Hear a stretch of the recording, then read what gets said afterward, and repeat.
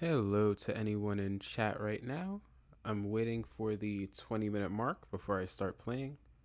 So yeah, we're just gonna chill out until just like give it 2 minutes. But oh man, it. Hello, Adam. Jeez, that was such a nightmare. That last incident, but I got it all figured out, so no worries.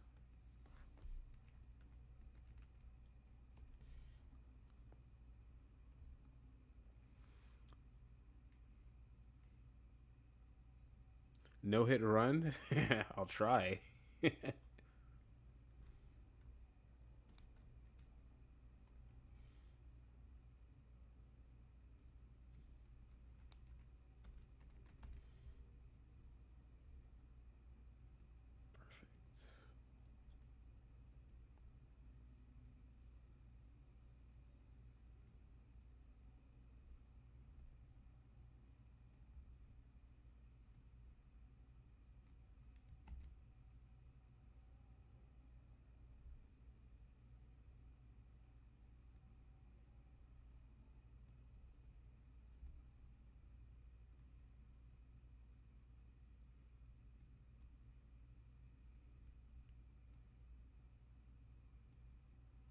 Whew, it just feels nice to be back, you know? Haven't streamed in a while. I'm excited to get to talk with everyone again, especially after my latest video. Ooh, this is gonna be fun.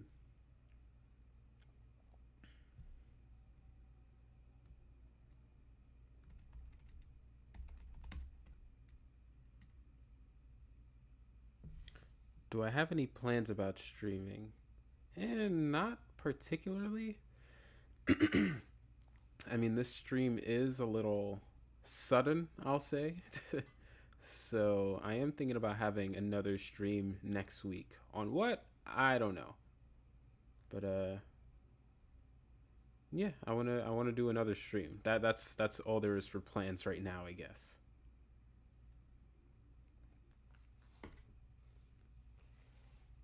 Okay, I sent out all the messages to say, "Oh, I'm streaming, I'm live." So how about we get started?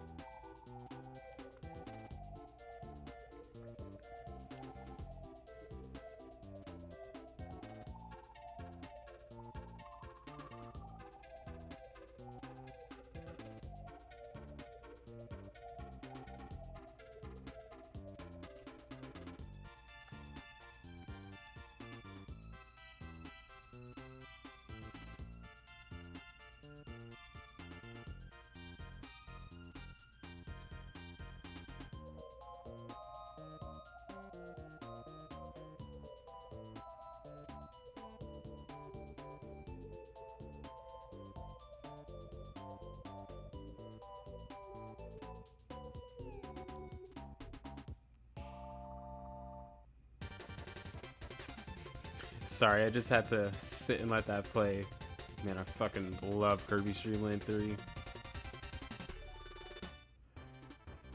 Yo, John, what's up? You genuinely like Dreamland 3's art style? You wish more SNES games had it?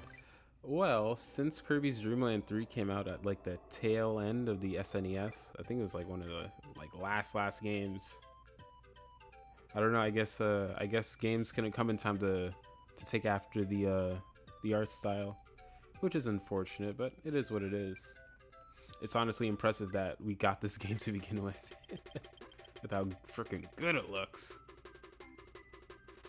Like a farming game, story heavy. I do think a Kirby RPG in this style would look immaculate. That would look so good. Miss you. Hey man, you helped me out last time when things were going to shit. Oh, let me actually say what happened. Oh, hands down one of the greatest openings in the whole series. So simple. I know. It's like a cute little like comic book style thing. I like each panel. The opening is really good too. I wish Jun Ishikawa did more Kirby music like that. I mean, I guess there are like some Return to Dreamland tracks that sound kind of like that.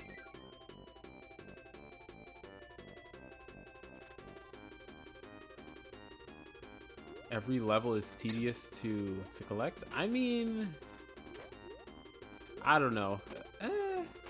You know what this stream can be? Oh, let me show you guys something real quick. So usually, you know, you see the spark stuff on these. It's like, oh, you need spark to break these.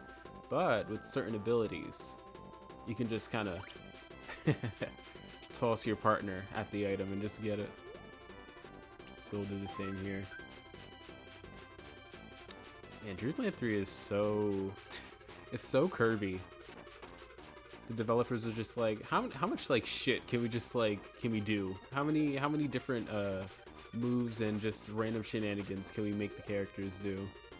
So nice. Don't forget to like the stream. I am so glad you said that, Joey. That is so true. Oh, careful. Ah! Almost fucked up the first level. Actually, you know what, chat? Should we go for the bad ending first and then get the good ending? Like wrap back around to this level after we beat Dedede, and then see the bad ending and come back? I don't know, I was thinking about it, but I'm either way. Cause I'm generally pretty good with this stuff, with the collectible stuff in Dreamland 3, despite what my performance just now showed, where I almost trampled over every flower.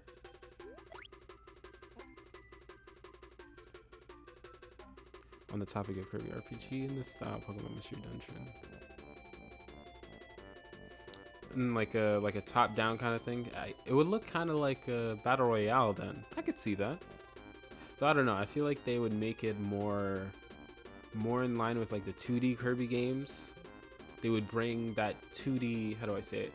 They would bring that 2D world into a more 3D environment and make it feel like an actual place, you know? Recently learned Dreamland 2 has some controversial level design. It does. I think for a second I thought you were controlling Rick on his own, but nope. Yep. You gotta love Rick plus Cutter. Okay, I'm just gonna keep going now, since no one seems to mind. Toss up between Dreamland 3 and Crystal Shards. Okay, I don't know if this is controversial, but I'm a Dreamland 3 kind of guy. I don't like Kirby 64 as much in the gameplay department. And to be honest, in the story department too, but that's its own story. You know what, I guess I can talk about that too, and my next video and my next plans. So, if it wasn't obvious, my next video is going to be about Kirby's Dreamland 3 and Kirby's Dreamland 2. And I really want to talk about the story in those games because I think it's really good. Full disclosure, I think Dreamland 2 was like the first Kirby story to be like, oh my god, this is like good. Like this is really, really good. Choo-choo, right? Yeah. Oh, excuse me, 1 second.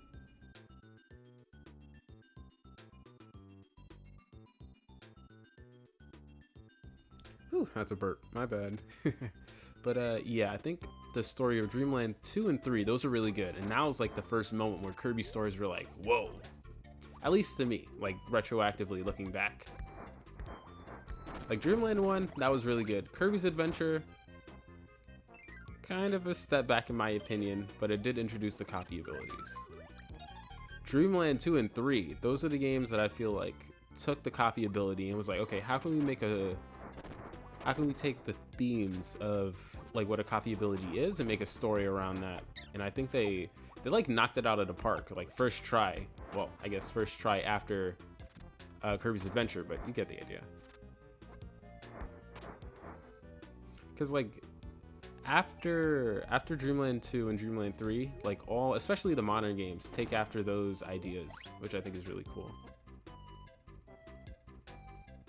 You want a Kirby RPG to be like a side? No. Okay. Because when I think of Pokemon Mystery Dungeon and I think like the top down, I don't feel like it would work well for like the Kirby art style. It would be harder to see like elevation and stuff like that.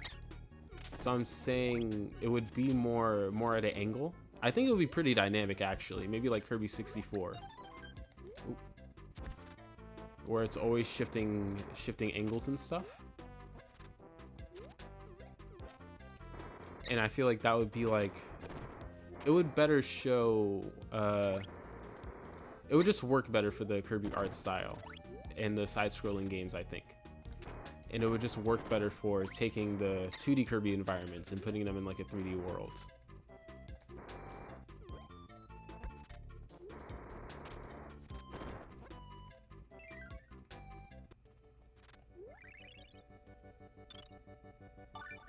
I feel like action commands. I think action commands would work really well for Kirby. I completely agree with that. They... Ooh, you know what? Actually, no. I was gonna say that feels like something Sakurai would do, but like he's never worked. I don't think he's ever worked on an RPG before. Okay, so here's some beef I have with Kirby's Dream Land 2. I mean 3. I did say that it's my favorite. I like it more than Kirby 64. But you know what problem Kirby 64 doesn't have? Okay, check this out real quick. I'm gonna see if any of you guys can see the issue here. Did you see it? It's a like a super basic thing that you're not gonna notice until it's too late, I feel. So I'm gonna do it one more time, and if you guys can see it, let me know. And it's an issue that drives me crazy. No, it's not the respawn. Okay, so here's the issue. Okay, the issue is the camera. The camera in this game kind of fucking sucks. If you run to the right, look how much space that your character sees. I see so little when I'm like running forward. My character is not in the center of the screen, right? So if I run forward, boom, I run into an enemy. It's not as bad right here because it's in the early levels, but it gets really bad later. Like right now, it's fine because the camera is like panning ahead, so I can actually see what's going on. But the issue is the camera is super slow, man. It takes forever to pan back, and that little delay, it can get pretty nasty. It can get real nasty, especially in the later levels. And really, I feel like that sums up my Kirby's Dream Land 3 experience. I like a lot of what's going on here, but it's just, I don't know, man. It's like without Sakurai, the team just doesn't know what polish is. It's like they have a lot of great ideas. I like a lot of the things they're doing. They kind of lean a little bit more into Kirby being a platformer, because in this game you can get the animal buddies, and a lot of them can't fly. You know, I mean, I know I was just like gliding across the stage with Choo Choo, but most animal buddies can't really do that. So I think it's cool how they're playing a little bit more into Kirby being a platformer. It also feeds into Cyclops. It feeds into like the Kirby idea of just like having different play styles for different types of players. Some players will choose the animal buddies that can fly because it's like, oh, that's easier, you know. Some players will choose the ones that can't fly because it's like, oh, I like my game to be a little bit more of a platformer, you know. I'm a bit more of a skilled player who can deal with that kind of thing, you know. So I like that idea. But then it's just like, ah, man, but some of these animal buddies, they have coffee abilities that kind of just don't. We'll get to it. You'll see what I'm talking about when I get to one of those like abilities that are just like off. But there are good ideas here. There are some ideas that are just a little I could use like tweaking, which is why I would really want a Kirby's Dream Land 4. I feel like a Kirby's Dream Land 4 would be it would be so good if you can just like iron out those edges, you know. But, you know, we have the whole day to point out some of those issues, and it's all easy fixes too. It's nothing that's like, oh man, it's just this game is garbage all around, you know. There's nothing redeeming about this game. Kirby 64 blows it out the water, you know. it's simple stuff, and I feel like if you could just tweak a little bit, you know, I feel like this game would be, I don't know, I think it'd be really popular, because this is like one of the lesser popular Kirby games. I do find it interesting though. I feel like people like Kirby's Dreamland 2 more than Kirby's Dreamland 3. I wonder how they would have made a Kirby's Dreamland 4. I mean, I don't mean like in the past. I mean like right now. Like if the current team just today was just like, oh man, we're making Kirby's Dreamland 4, I would like cheer and clap, applaud. I would cry a little bit, you know. Let's go with Nago or Nago. But yeah, I think the current Kirby team, because they are really good at just like looking at the past and just kind of workshopping it and tweaking it and making their own thing from it. So I think they would do a really good job of making a Kirby's Dreamland 4 that would be really, oh, gotta drop this, take this, of making a Kirby's Dreamland 4 that would be really faithful to the previous games and ironing out those edges while also making their own new thing. I think they would do such a good job.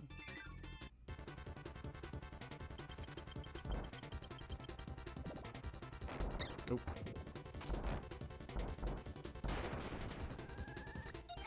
Yeah, the mini bosses in this game are blinking you miss it. Well, it's depending on the copy abilities, I'd say, actually. Dreamland 3 never got released in Europe, so that must be one of the reasons why it isn't popular. Interesting. Well, I mean, there are a few factors. One being that it released at like the tail end of the Super Nintendo. Like, you got Kirby Superstar, which, I don't know, I would say like middle of the Super Nintendo? I don't know. But definitely not super late. This game, I mean, one of the things about this game is that it got like really low sales too. It's like one of the lowest selling Kirby games. So it's like, what do you expect when you put a game out when the Nintendo 64 is out? It's like, what are you gonna play?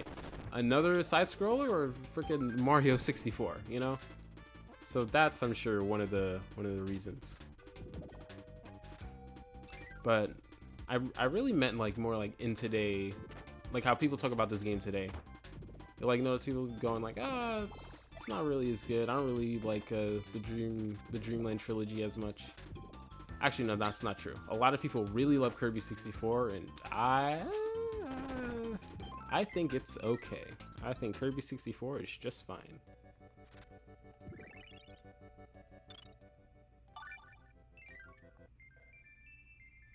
Kirby 64 is direct sequel is, I don't know. Like Kirby's Dreamland 2 to 3, that is to me a direct sequel. Kirby's Return to Dreamland, to Kirby Triple Deluxe, to Kirby Planet Rubberbot, to so on and so forth. Those to me are direct sequels. This game to Kirby 64, I mean, it's definitely made by the same team. It's definitely like sharing some of the design principles. But it's still like very much so doing it's doing its own thing, I would say. The team had a different idea. They were just like, you know what, let's do something different this time. No really old supplementary material. It's Kirby purrs. That's pretty funny lore. Kirby is pretty animal-like, so I'd believe it. Jeez, I played this game so much. It's like my brain is going on autopilot for how to do all the collectible stuff.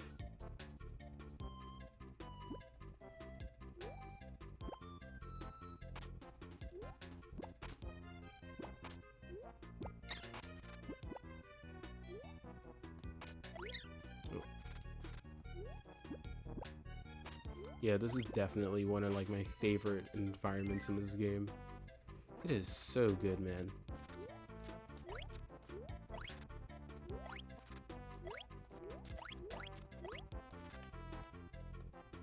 I wish Dreamland 3 had more interview material, just so we could see what the development of this game is like.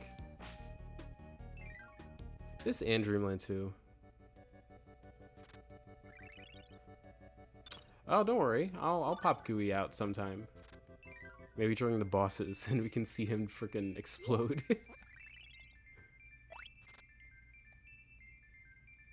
Actually, he shouldn't die against Wispy, right? The computer's not that bad. Do I think it's a good investment for you to get a 3DS to play Triple Deluxe and Robobot? I mean, depends. Do you have anything better to use your money on right now? But I do think those are good games. And let's just say I know a few ways you could get those games for a pretty cheap price. Free emulation. But don't tell Nintendo I said that. They don't like that word.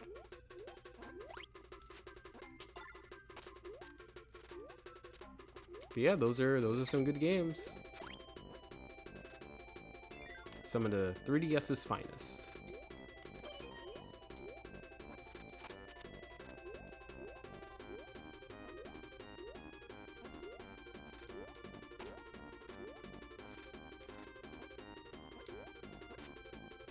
Ooh, you know what? Maybe I could do a Kirby's Dreamland 2 stream. Maybe that's what the stream will be next week.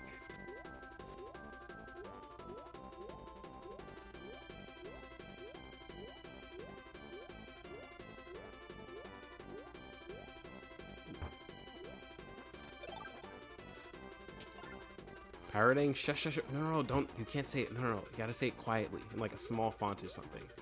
Nintendo can't know. They'll get really mad. They'll cancel my channel. They'll destroy it.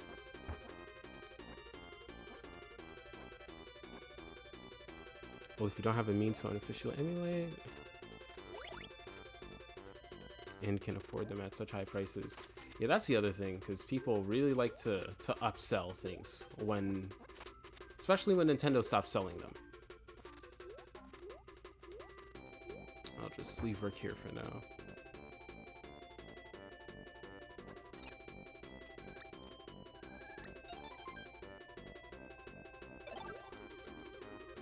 Oh, fun fact about the music in this game.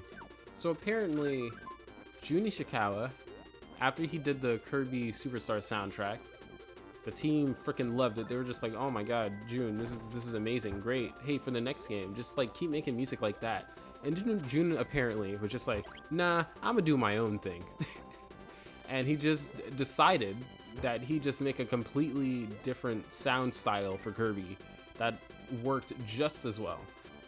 Which is why this game sounds distinct from Kirby Superstar. That's like the one bit of Kirby's Dreamland 3 development stuff that I know. Because it came from Jun Ishikawa, who's still working on the games.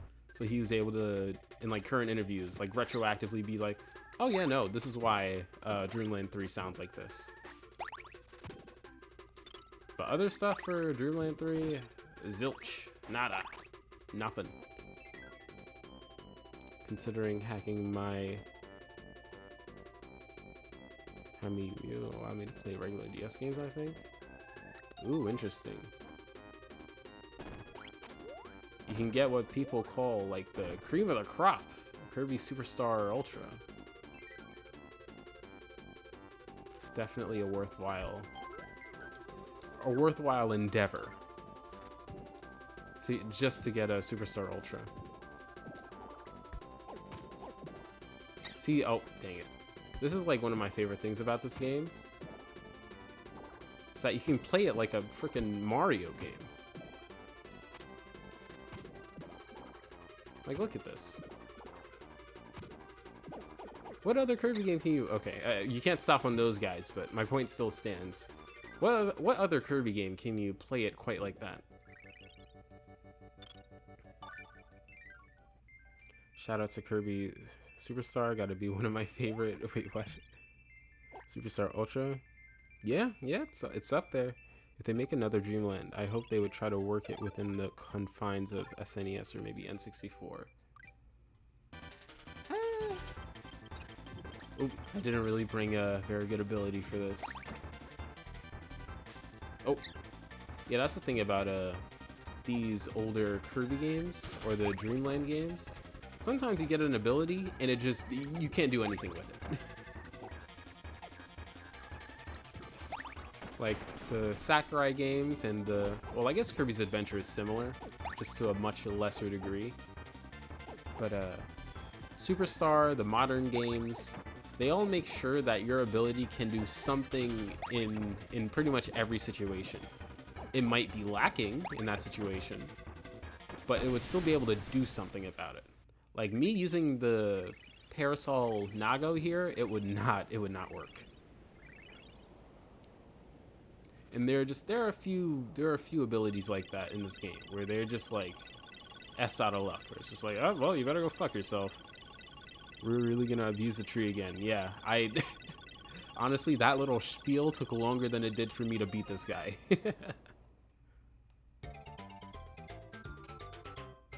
First Kirby game was Kirby and the Rainbow Curse. Wow, that is an interesting first game.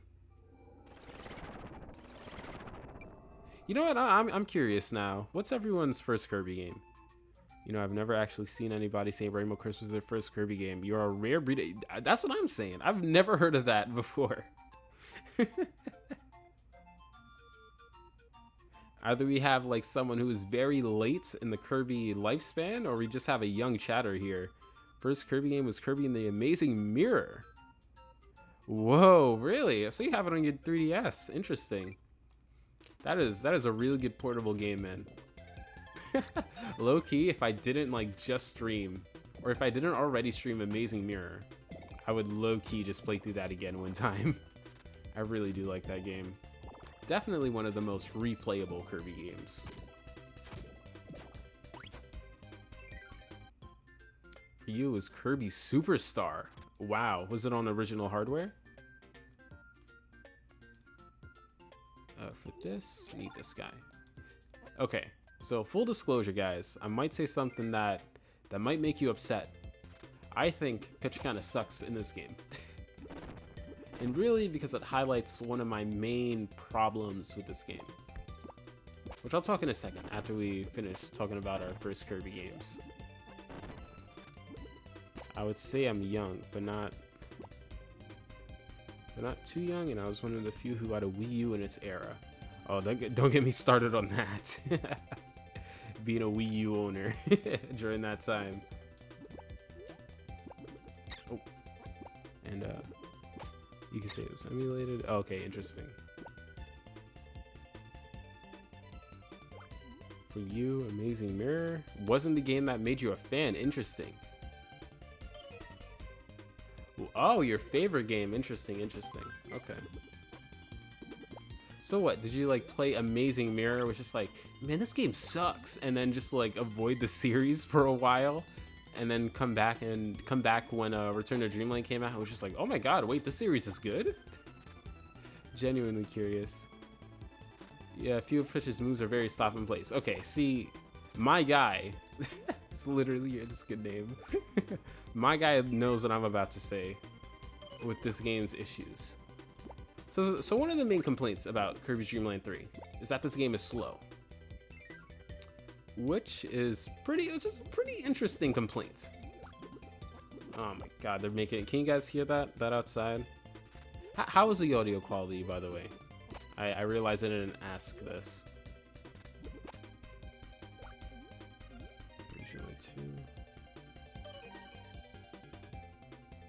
Ooh, okay, I see.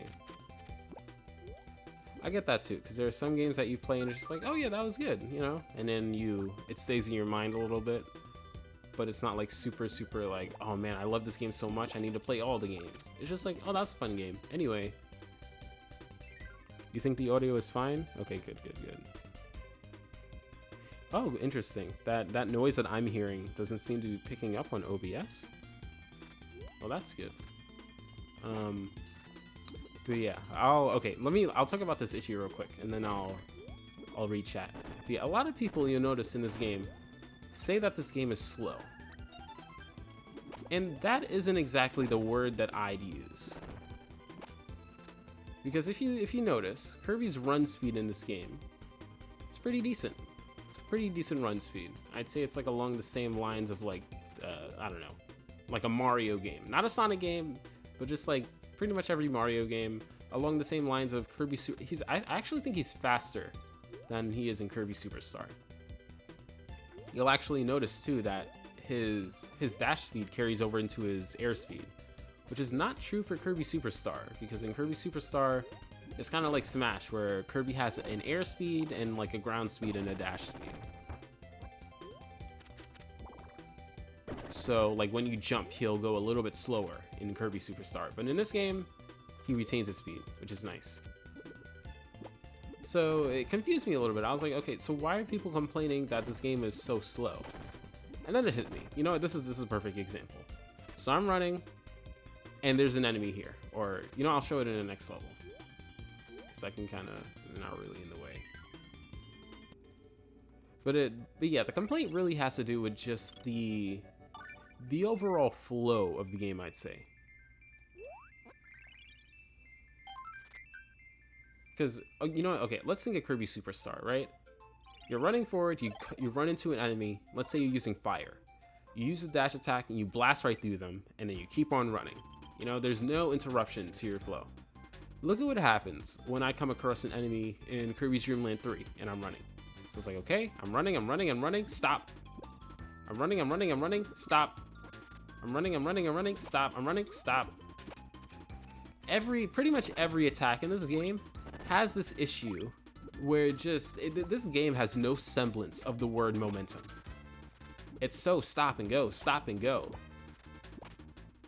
And that really, really messes up the flow in this game. And there are some things you can do to work around it. Like, look at what happens when I do an attack in the air. Oop, let's get this guy out the way. I keep some of my speed, but did you catch that? Let's do it one more time after I get rid of this. So I'm running. Do the air attack. Hold on. And look at that. I'm back to walking speed. And now I have to restart the running. Honestly, this is one of the lesser offenders in this game, I'd say. Because some other attacks just have you in an animation for just like 3 more seconds. 3 more seconds. And it just really hurts in a game like this that's a platformer, where it's all about movement. And you guys heard me say before that I really like this game because of how it feels like it's harkening more into the platformer aspect of Kirby. Because you saw me like bouncing off of enemies on Nago. That is one of the most fun things you can do in this game. Just using the animal buddies and their enhanced movements. Because they don't slow down when they're doing their like special actions. Like when I'm moving through the water with Kine, it's like, okay, great. I'm not like stopping or anything. I'm just moving. It feels good, you know? But let's see what happens when I'm using an attack. Oh no. Oh my god. Look at that. This is one of the few attacks in this game. Oh, hold on.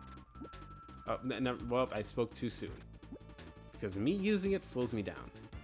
Granted, Kine is a special case in this game because a lot of the time he has attacks that are like this, where he still has his full movement while using the attack. So this is good. This is fine. That's fine. But a lot of the stuff in this game is just, it feels terrible for flow. And I fucked things up because I forgot to get Parasol. Well, this is the first miss. We'll be coming back here later. But yeah, look at this. I still get to use my actions while I'm attacking. And this, dare I say, this is one of the greatest, kind of one of the best animal friends to use in this game. But then we go over to something like, I don't know, off the top of my head, Nago and Needle. And that, when you're using that, you have to go, stop, go, stop, go, stop. And it just feels awful. And it's like, no matter what you do, you're going to run into that problem in this game if you're going to go for 100%. Ooh, you know what? That's a good one.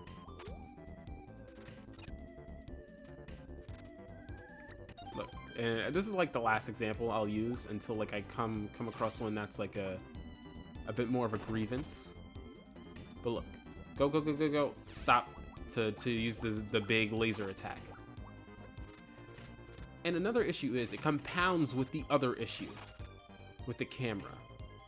Now, it doesn't look so bad now because the camera is adjusted, but look what happens when I'm running, stop, okay, running, stop, running, stop. The camera doesn't shift back when you attack. So that means if there are a lot of enemies up ahead of you, the camera just isn't going to pan back towards you because you have to keep attacking to get the enemies. So it's just like, that's what I'm talking about with this game. I like a lot of it. Like, I like this attack. It feels good to use, even though it's like slowing you down. It's like a good, like look at this. Boom. Take care of them all at once. That feels good. It's just like the little things that could just be tweaked. And I'm seeing all these things and it's just like, this game could be so much better. You know what I mean? If they took these ideas and put it in a new Kirby game, that would be, that might be like one of my top 5s. But this is what we have. You know, it's like, man, one day I hope we can like iron out these issues in a remake or even better, a sequel. But, you know, it is what it is. Anyway, funny eel game. Okay, this one. Nice.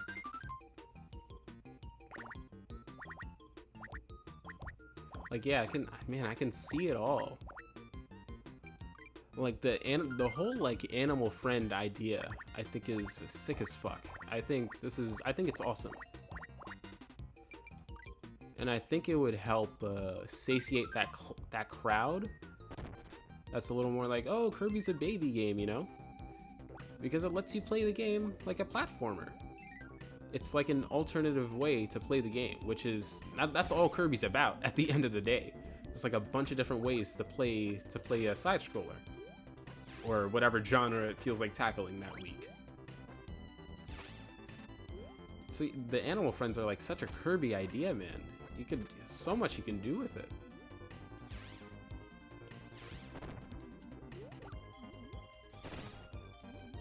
And you know what? I'll say this about Kirby 64. Even though I do like this game more. Pretty much all of the moves in that game usually have some kind of forward momentum. So like, even though you have to like cancel your dash to use whatever copy ability you have, it still keeps you moving forward at a similar rate of speed. So it's like, it's negligible, the fact that it makes you stop your dash. Like off the top of my head, we have Ice plus Ice, which makes you curl up into a snowball and rolls forward. Forward momentum, you know, that's good. You have the drill, Needle plus Rock, that carries you forward. You have Fire plus Bomb, Fireworks, carries you forward. So like, they definitely learned their lesson. They like had they realized the issues that they had with this game. Was like, damn, that kind of fucking sucks that we keep making the players stop and go. That doesn't feel good. And they fixed it. The only issue is they also took out the most interesting part of the game's movement, which is the animal friends. So it's just like, oh, well, you did fix it, but at what cost? You know? You understand? That'd be sick as fuck. I wish they expand the controls of the animal friends. That too. They are pretty simple the way they are, and I think some things could be done to make them, how do I say it? Like, you could like, for lack of a better word, you could superstar them and give them more moves. Oh, actually, that is a complaint I have about the animal friends. The fact that you lose some of your base abilities. And that's another thing about this game that you'll notice. I said before that with some abilities, you're just like at a point where it's like, oh, well, fuck me, I can't do anything. You know, like with Wispy. I had a copy ability with Nago. It was the, what was it? Pogo Stick Umbrella. Against Wispy, I can't do anything because his nose has a hitbox, and if I get too close, well, that's out of luck. Oh, there's a secret door here. If you have a Kind plus Flashlight, you'll be able to see it. But that doesn't just go for the copy abilities, it also just generally goes for the animal friends. Like one of the basic things about Kirby, he has a slide kick and he has an air bullet, just in case you don't have a copy ability and you need to destroy something. The animal friends, none of them have something like that, which is, that's, like, come on. Like, do I even need to say why that's an issue? you know? And honestly, like, that's a missed opportunity right there. What if every animal friend had their own unique little attack, you know? Like, the bigger animal friends in this game all have their stomp move.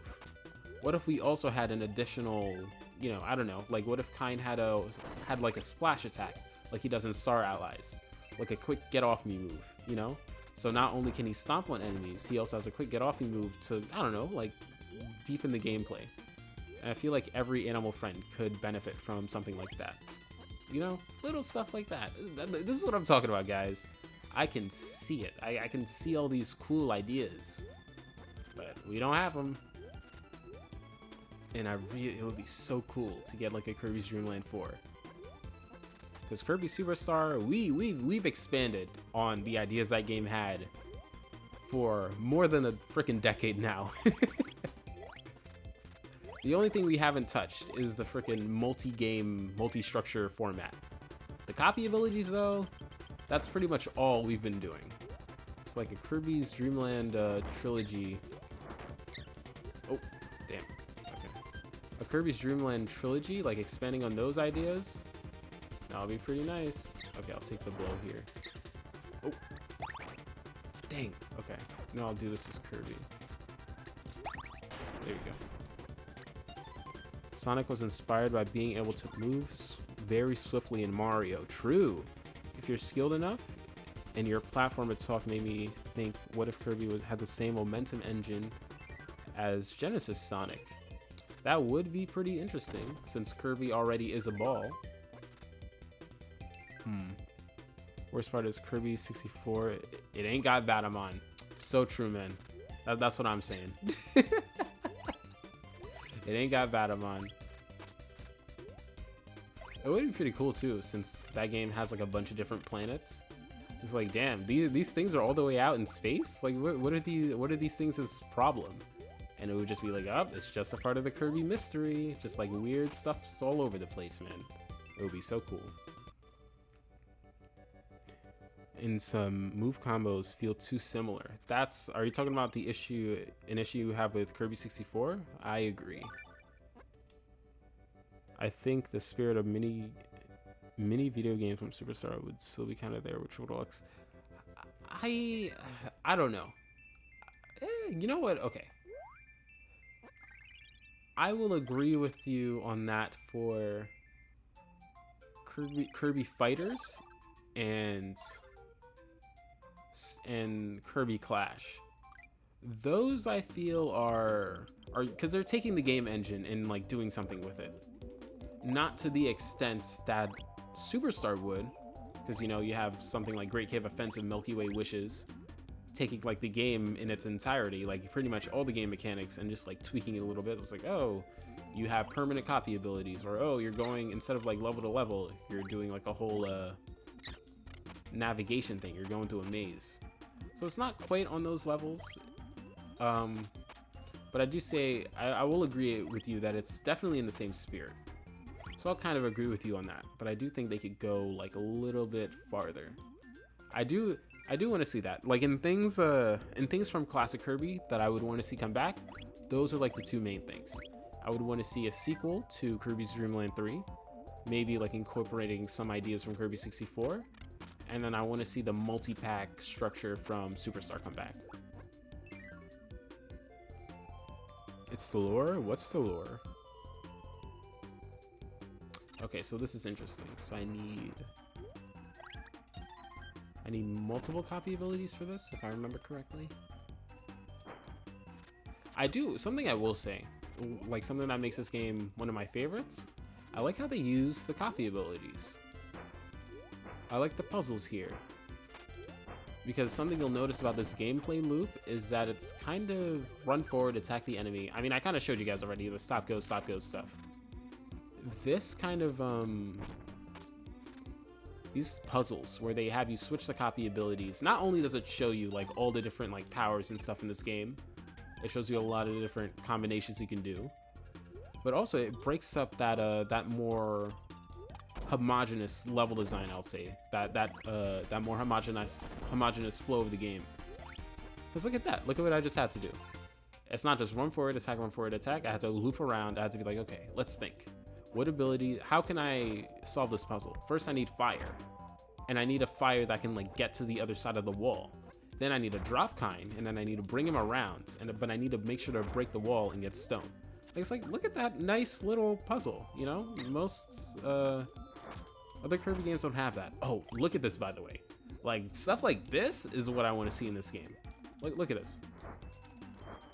I can kind of like bring the momentum with the stone and have it come crashing down. Stuff like that is really interesting. Man, I really do like this game.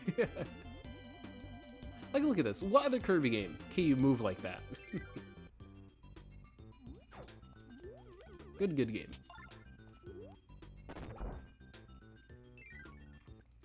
Hold on, let me see what this says. Would I consider Return to Dreamland and the 3DS mainline games as a trilogy, or are they a separate duology? When I say the lore, I was talking about Kirby 64. Ah, okay.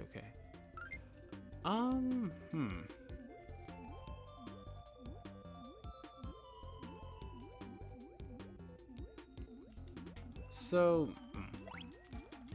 you know what? I have another question to tap onto that. Is Squeak Squad a sequel to Amazing Mirror? And is Amazing Mirror a sequel to Nightmare in Dreamland? Because the like main idea behind that kind of behind when people talk about that is like, oh, they're made by the same team, they have a similar gameplay structure, and they use a similar engine, or like the same engine. And to that, I'd have to say, I don't know. I don't know. Because at the end of the day, they are very, very different games. And like, just speaking from my experience, I kind of don't like it when people lump those games together. Because they are very, very different. And to me, they all stand on their own merits. Both the flagship games and the like modern games, in my opinion.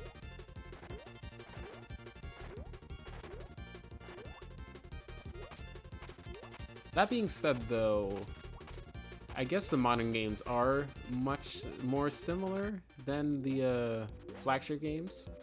Because you have Nightmare in Dreamland, right? That's a remake of Kirby's Adventure. Then you have The Amazing Mirror, which was just doing its own thing. Going kind of crazy there. Excuse me. And then you have Squeak Squad, which is... Squeak Squad is such a weird game.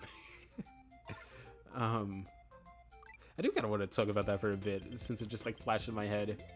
It's like, okay, let's make our own Kirby game, and let's make our own Kirby's Adventure styled Kirby game, right? Where it's like level to level, you have and let's take that Switch idea from Kirby's Adventure, where you like find the Switch in various levels, and let's like, actually no, never mind. Let's take what Kirby 64 did and just do it more. How about that, guys? And everyone else in the team was like, yeah, let's freaking do it, man. So now we have two ideas from two separate Kirby games, Kirby's Adventure and then Kirby 64. And then also, it's just like, you know what? Hey, you guys remember Dark Matter? Man, I really like that. Let's have a boss fight against him in the Kirby Superstar formula. And everyone on the team was like, great, let's just slap things from a bunch of different Kirby games and just put it in here. Why not? We'll take the stone transformation from Kirby 64 and just give it to metal. That sounds great. I don't know, it's a very funny game. I don't mind them putting in groups. Hold on. Haven't played most Kirby games, especially not Night. Okay, see, oh, interesting. You haven't played any flagship games. Don't recommend putting them in a group, but I understand. You can stretch those groups again a bit. Yeah. I mean, really, it's just up to the person. Damn it. Oh, wait, hold on. Do I have the right? Yes, I do! So you can cheat some of these. If a copy ability that you're using changes your form, you can't use these cannon things. So you can just walk through these. Same thing happens if you have Rick and Cutter. So, pretty funny. And this is this one, right? Nope. Well, look what I can do. Ah, man, do I enjoy this game. Rickroll solos? True. I think I remember playing Sweep Squad, but it was too hard for you. Interesting. How long ago was this? Because things might have changed. Okay, wow. So you still have a hurt box. It's just the cannons don't work, I guess.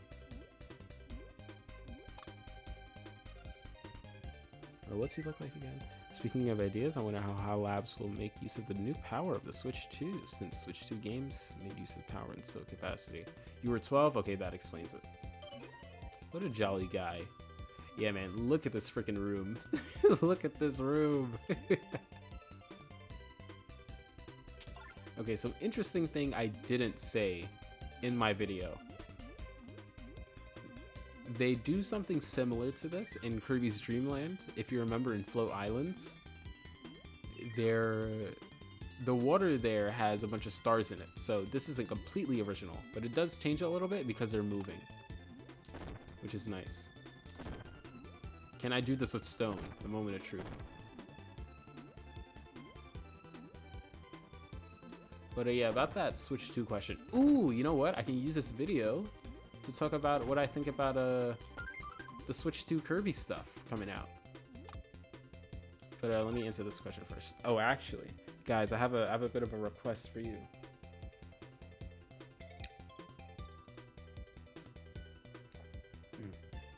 So I have this water here next to me, but since I'm playing and talking and reading chat messages, I'm going to forget to drink it. Even if I'm like getting kind of parched. So if like you guys can give me like a water announcement, that'd be nice. But yeah, Switch 2 Kirby. I guess I'll talk about Forgotten Land first, since that's the simpler one. Kirby Air Riders is where the main drama is. I say with quotations. Oh, let me use this. Oop. Oh my fucking god. Okay, so actually no, I'll talk about this later. Let me focus on Switch 2 stuff. So interesting. They put Forgotten Land at up to 60 FPS. I'm not really much of a frame rate snob, but I do think that's really cool. About time. And I know a lot of people were complaining about it, so it's like great. You'll get to run through that very detailed environment in 60 FPS. How lucky are we? I do think all the extra stuff that they're adding, the extra levels, I'm very curious about that, because I have no idea how they're going to put that in with the main game. I'm actually really wondering. From what I've seen, it's it looks like a separate level that's off the island. Should I do this now? Yeah, I'll get it out the way. Ooh, you know what? No, never mind. Ooh, you know what? Maybe against Arco we can use, or Acro. Yeah, Acro. We can use Needle and Kind, because needle combinations in this game do a lot of damage for whatever reason, which I'm not complaining. But what was I saying? Yes. Kirby in the Forgotten Land and the Starcross. What is it? Starcross Worlds? I already forgot. Yeah, interested to see how they fit in all the new levels with the main game, because I feel like that is one of the tighter Kirby games, I'd say, where it's kind of like a fixed experience, where it's just everything makes sense, everything was placed and spaced out in a very specific way. Because of the way the game's progression is formatted, you know, with the upgradable copy abilities and that kind of thing. I feel like, and the story too, I feel like it's gonna be kind of weird. Oh, maybe we should use fire, because that attacks at a distance. But I feel like it's gonna be weird if you're playing the main game, and then all of a sudden it's oh, save the Scrimblows from attack because they're here for some reason, and now fight this powered up version of the boss. And it's what? Fight a powered up version of the boss? I don't know, very strange, very strange to me. Like think about it for a second. Like you go through natural plains or whatever the first world is called, right? And you fight Mr. Frosty in Mount Arrival. Great. Then you go to like the extra like extra space level or whatever it's called in natural plains, and you fight dang it. It'll be fine. I'll do this without abilities. Yeah, but then you go to like the extra bonus stage in natural plains, and you fight like a super powered up Frosty, right? And then you go back and then you fight like a regular mini boss in like the water world. It's like I don't know. I think it'll be weird. You know what I would think would make sense though? If they did something like the modern games, where it's like, oh, you collect all like a certain amount of collectibles, you get like an extra stage, and there you fight like a stronger version of the boss. But at that point, it's like, yeah, you earned it. You know, you proved your ability. Not every player is gonna not every skill level is gonna get to that point where they're fighting like a extra harder version of the boss. You know, so I feel like it makes sense in the modern games. I don't know. I'm just curious. I'm curious as to how they're going to do it in Forgotten, in the Switch port, or in the Switch 2 version of Forgotten Lands. I also think the mouthful modes, because I have to wonder if that new mouthful mode is going to be the only new one. Because again, these new mouthful modes can't appear outside of those levels. So, I don't know. Very strange. And again, like the extra world after, like how are these like, how's the side content, the new content, going to factor into that post game? Because if these new levels are already going to be a harder version of like the main levels, then what the fuck is the point of the post game? That's already a harder version of those levels. Like, you know what I'm saying? I'm not saying that I'm not going to have fun, because to me, like, it's all it's like I already play Kirby games a lot. Like the challenge, I have fun no matter what the challenge is. As long as I get like a hard like boss rush at the end and like some neat ways they use the mechanics, like I'm good. But like, yeah, you have to crush the flowers. But again, the progression of Forgotten Land was really strong, so well, looks like we're not using Kine. But yeah, I'm just interested to see how they're gonna handle that progression, since that was one of Forgotten Land's strong points. Ooh, you know what they can fix though? Something I really don't like about Forgotten Lands. The frickin' menus. Oh my god. I am someone that loves to replay Kirby games. I think these are some of the most replayable games. I like them a lot. The copyability system, the whole like mentality of Kirby games, which is like something for every player, like a bunch of different play styles. Love that. Freaking, I love that for Kirby. So I love replaying it. So why are we having it where every time I play your game and I keep doing your game thing and I get the collectibles and I look around and I do all that good stuff, why are you then punishing me by making me sit through menus? Do you know how annoying it is to be like, oh boy, let's get this upgrade because I really like it, and you have to sit through a bunch of dialogue, have to wait for Elflin to shut up, have to wait for the Waddle Dee to shut up, have to wait for this and that and this and that. It drives me crazy. It's like, I just want to play the game. Like, people talk about load times in games. Like, I'll just say, like, Sonic 06, just to drop a buzzword out there. But, like, you have to sit and wait for the screen to load a bunch of times until you get to the next level so you can play the game, right? That's how I feel playing Forgotten Land sometimes. Because it just gets to a point, man, where it's just like, when is this gonna end? Like, when can I get to the next level? I just want to upgrade to Gigant Sword, which I'm not even gonna use because Sword's not in the next level. So I'm gonna get another upgrade in the level I'm about to go to, and then have to come back here again to wait through another loading screen. Like, it's madness. It is madness. And don't even get me started on the other unlocks when you get like a bunch of Waddle Dees and they unlock like Waddle Dee's pinball whatever, right? And it's like, I can't. That's like the one thing I would want out of like a Switch 2 version of this game. That is the only thing I want. Like, I know they're adding a bunch of other stuff. Like, that's great. Just take care of all that extra like loading shit. If I can skip through it, like that is literally all I want. It could literally be a port, and that would be the only thing they added, and I would be fine with it. But yeah, that's enough about that spiel. Boy, a lot of you guys are like watching this and probably thinking, man, this guy fucking hates Kirby. No, I freaking love Kirby. The only reason I'm complaining about these issues is because I love the game so much. So I feel like the game is stopping me from playing more game. It's like, don't do that, game. I like you. But yeah, I mean, those are my thoughts about the... Uh-oh. Man, I always have like 1 health at this point. That room with the cannons always gets me.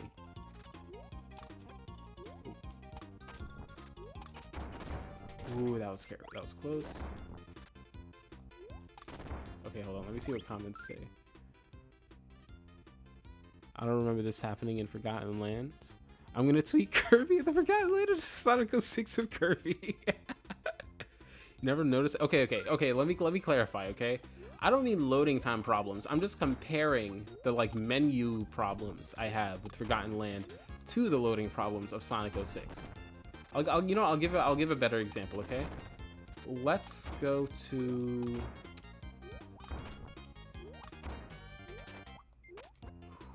I could have died there. I saw my light flash before my eyes. I really could have died there.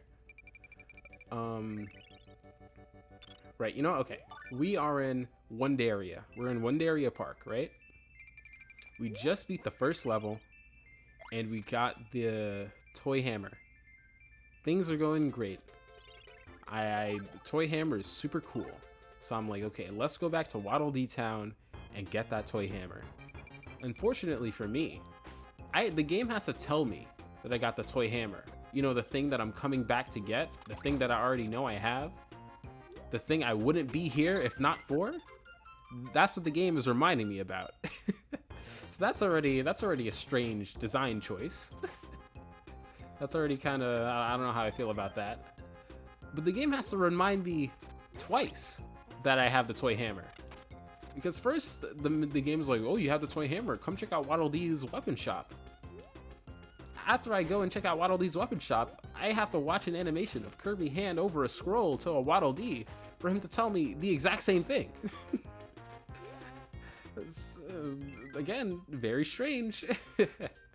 Then I have to go to the menu, you know, transact the like rare gems or whatever, and that I'm fine with. Because that makes sense. Not every player is gonna have enough gems, so you have to account for that. Put that behind a menu. You know, that makes sense. Then you have to watch an animation of Kirby like spin around and be like, "Whoa, I got the power!" It's like, yeah, I know. That's what I came here for, man.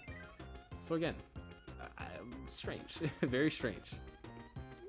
And just like forget it, man. If I also had enough Waddle Dees for like Waddle Dee's Cafe or whatever, because that's another like 15 seconds of waiting for the game to put on like a big celebratory like, yay, you know, you got the thing.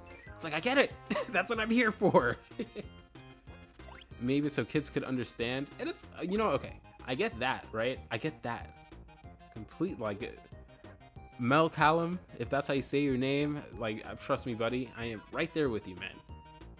But like, do you have to do it 3 times? If you're a man, by the way. I don't know your pronouns. But like, I am right there with you. I am right there with you. But it's just like 3 times? 3 times for all that like menu, like nonsense? Like really? And just imagine this too, right? So that's already 1 level. So I have the hammer upgrade. That's cool. I go to the next level. I don't even think hammer is in that level. And of course the game is asking you to switch to like whatever other copy ability you have. Right? So the thing I went to town for, I can't even use for more than like 2 rooms. So that's already kind of sucks. Oh, but what's this? I find another copy ability upgrade. I think it's like chain bomb or whatever. So it's like cool. Or like drill, I don't know, something. The point is there's another upgrade. So now I go back to Waddle Dee Town for the exact same stuff, for the game to have 3 menus of telling me that I gotta upgrade the same upgrade I came to get. Yeah, I don't know, man. And it's just that, like, repeating. And again, I like Kirby and the Forgotten Land. It's just the small issue that just in and out. How do I say it? It like cancels the flow of the game. And I fucked up again. You know, I'll just forgive me for this. I'm gonna use save states to get the cleaning. But yeah, it's that's an issue I would want to be tweaked. Some way to skip past those menus. That'd be nice. Because again, really like Forgotten Land. Really like replaying other Kirby games. That is like the only Kirby game where I have that issue. I sped around Forgotten Land 3 times. Once I did it synchronized. I noticed Elflin never stops yapping. For real. And it gets to a point where it's just like, I already know about the... Did I skip past the room? No, I didn't. It gets to a point where I'm just like, I'm not gonna like use this upgrade anyway. Because the next level is gonna ask me to switch to a different copy ability. So what's even the point of like going to the Waddle Dee workshop or weapon shop right now to use the scroll? So at that point, I'm just like skipping the game's content, you know? It's like, I don't want to do that either, but you're kind of twisting my hand. So yeah, I mean, that is a strange issue. That is an issue that would be, and I don't know, I haven't had that kind of issue in any other Kirby game or any other like game, I feel, off the top of my head, at least like Nintendo game. And that's why I compare it to like Sonic 06. Because even Sonic 06 doesn't have like quite the same issue. It just has like the same effects, you know? It's just like a very, very strange issue. I don't know.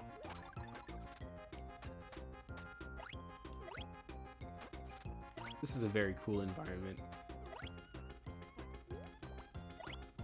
And I like how the 2 backgrounds move at different speeds. It really feels like you're in like a weird sand cave kind of thing. Like, what is this even supposed to be? Like, I feel like this is supposed to, it's trying to depict something, but I just don't know. Like, oh man, this is really cool. I like the yellow on the top of the screen and also on the bottom. It makes everything feel very like cool, you know, and relaxing.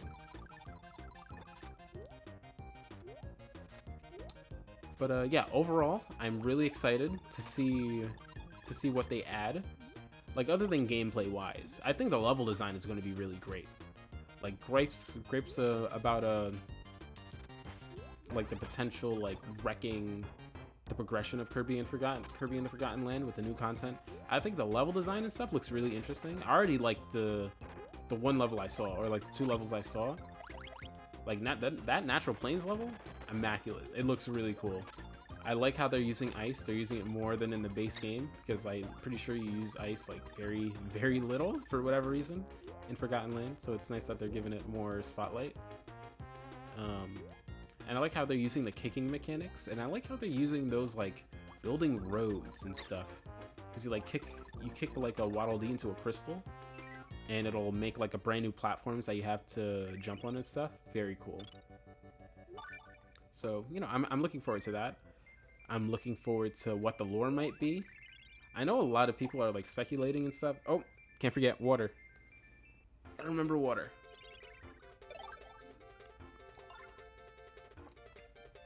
I'm looking forward to the looking forward to the level design, looking forward to the new lore.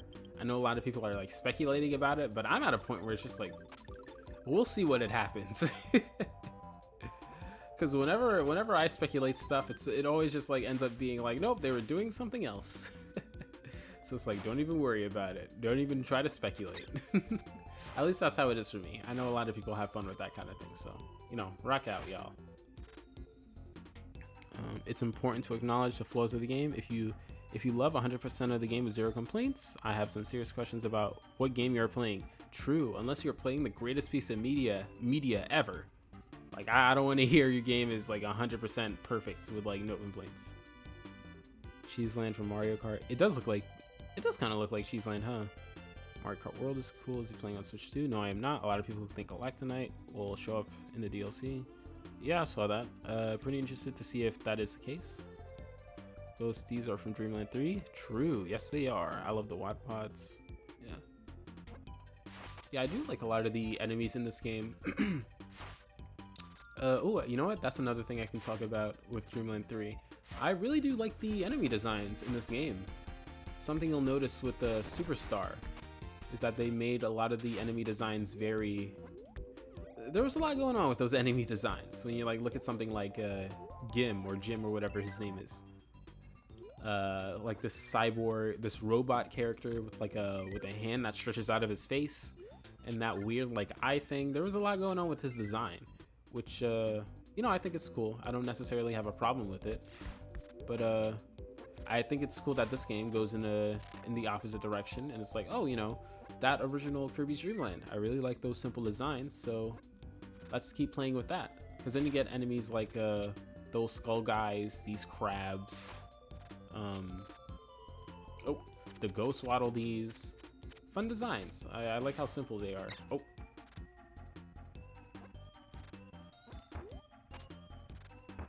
But this is another thing I'm talking about. I'm gonna keep complaining about it. I'm sorry. Some of you are probably pissed, but like here for instance, right? It would be easier for me if like I could slide past this crab. But no, I need to toss my guy and wait for him to come back.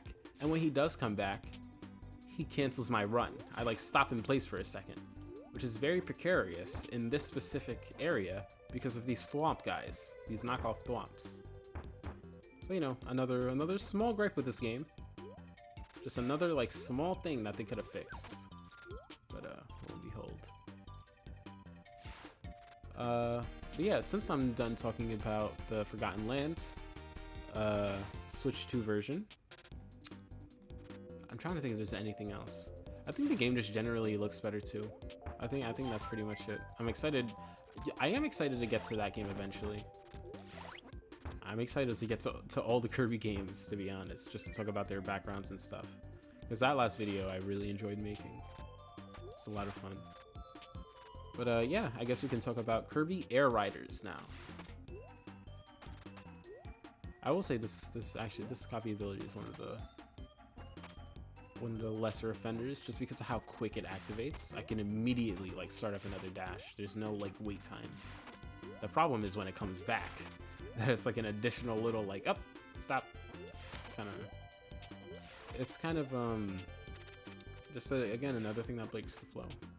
But yeah, let me ask you guys, what do you guys think about Kirby Air Riders? Oh, excuse me. How do you guys feel about that? 5, right? Ooh, nice. And I am curious about what you guys say, because I think there are a lot of like more modern Kirby fans in this. What is that, 6? In this group here. So I'm interested to see what you guys say, because I've noticed some modern Kirby fans, or like fans that that favor the modern games more. What is that, 7? Have some pretty strong feelings about this game. So great. I just got seriously into Kirby Air Ride. Okay, all right, Winduck, I see you. How do other people feel? Man, I really do like this song. This is one of my favorite songs. I think I've used it in most of my videos. This soundtrack in general, I like mentioned before, Jun Ishikawa just like went in a completely different direction for like no one told him to. He just decided, well, I'm gonna do my own thing this time. It's like, Jun, you already did your own thing. That was the last game. He was just like, nah, I'm gonna do my own thing again. What a funny guy. But yeah, the soundtrack, one of my favorites. And I like how later games kind of combine the two styles of Kirby music, or like alternate between them. It's like, oh, we'll have a little bit of Kirby's Dreamland 3/64 here. We'll have a bit of hey Pitch, can you know, whatever. We'll have a bit of Kirby Superstar here, and they mix it up, and it somehow manages to come together really nicely. Like Kirby's Return to Dreamland, that soundtrack is such a cool video game soundtrack. Just because of, oh, sorry, Batamon guy. Oh, actually, no, you live today. If the Batamon person is still in chat. Sorry, I was about to kill you, but you got away, so you're fine. Oh, okay. Air Riders looks to be peak, but it's gonna be on Switch too. Air Ride is peak. Okay, all right, another Air Ride fan. Man, Pitch is going crazy. Sakurai's take on Kirby is irreplaceable. I look forward to seeing what Air Riders will look like. Off subject, but I love all Kirby music. I feel like it's okay. I'll hold on. I love all Kirby music. Upbeat, Chaz, calming. Yep, the creature. Well, while I was typing, you talked about music. Oh, that was a coincidence. Like some fans are taking Sakurai's hugging his own material and knowledge as spite of the other director's games. I disagree heavily. Okay, great. Yeah. So that's interesting. All my, well, at least a small sample size of my viewers seem to be pretty level-headed about this kind of thing. Let me not say level-headed, but they all seem like pro Air Ride, which is interesting. So you know what, I'll talk about that first, about this being a sequel to Air Ride. Now, I have some opinions about Air Ride. That is, the best way I could describe it is, that is the most fun beta for a game I've ever played. Because boy, does that game feel unfinished. At least in my eyes. And you know what? Sakurai did his damn best. He did his damn best to make that feel like a full game. I honestly think the checklist like system is one of the smartest things that guy has ever done. Because he had, what he did was he made him and the team, he like, from what I remember, from what his video said about that game's development, he basically came on last minute because his Kirby team was just like, guys, we don't know what the fuck we're doing. Sakurai, please, we need your help, man. We don't know what the fuck is going on. We need to restart this game from scratch and we need to come out with something because please Sakurai, help us. And Sakurai was like, all right, man, no worries, I got you. So I think he came on and they finished it in like 3 months from what I remember. And like the only thing that was finished about the game was the art style, which is its own like can of worms, which I'm not going to get into in this video, but I have a lot of things I want to say about that too.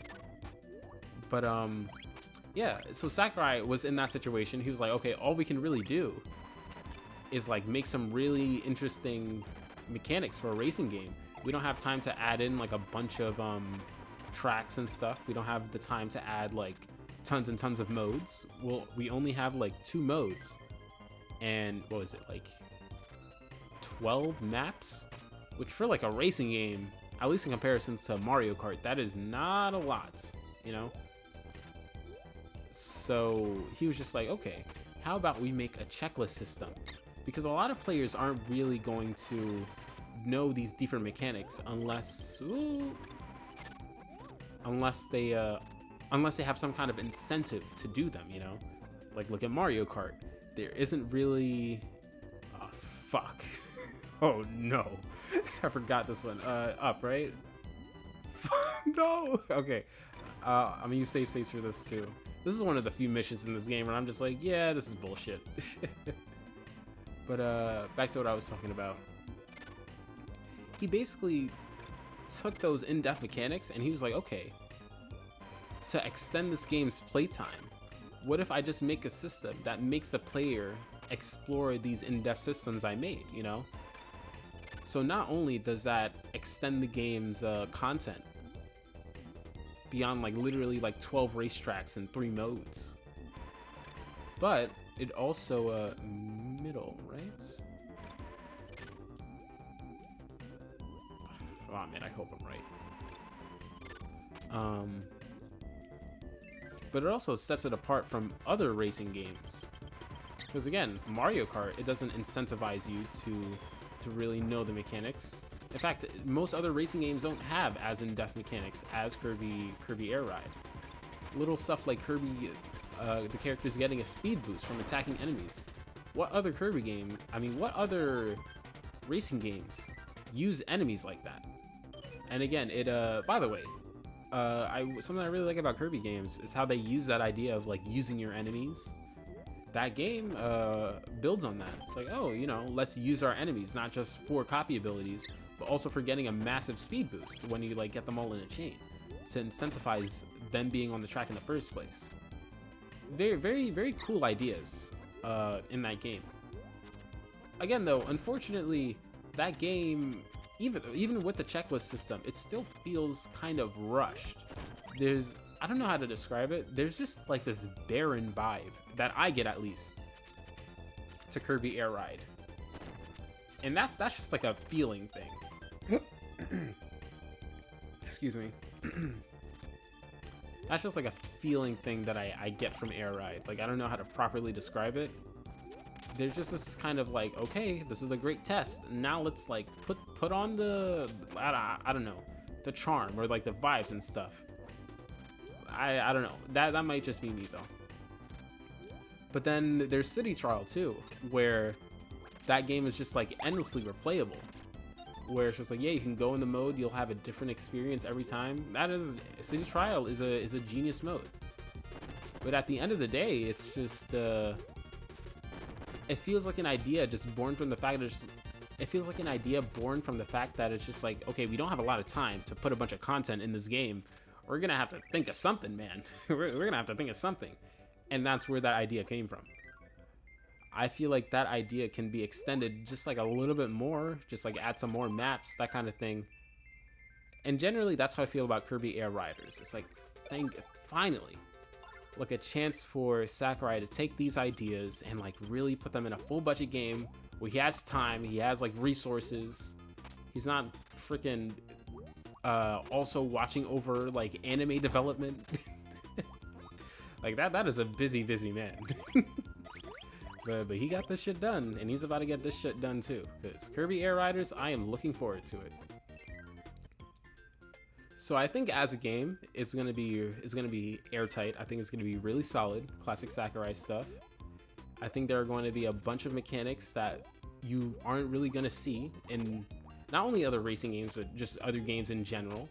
I think it's gonna be a very unique game with a very unique game feel. The only thing is, though, that I see, at least that I see like a lot of people complaining about, is that it's not really going to incorporate a lot of the, you know what, let me use stone. Look at that, perfect. That it's not really going to use a lot of the modern Kirby stuff. And actually, when Kirby Air Riders was announced, one of oh, water. Man, y'all gotta remind me about this water. I keep talking and drying out my throat.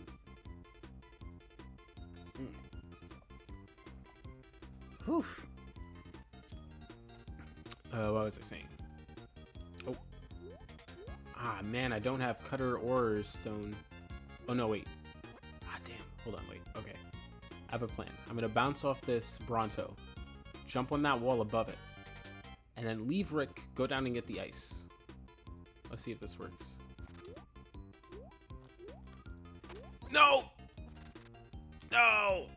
Damn, okay. It's fine. It's fine. What was I saying? Actually, I would have wanted fire.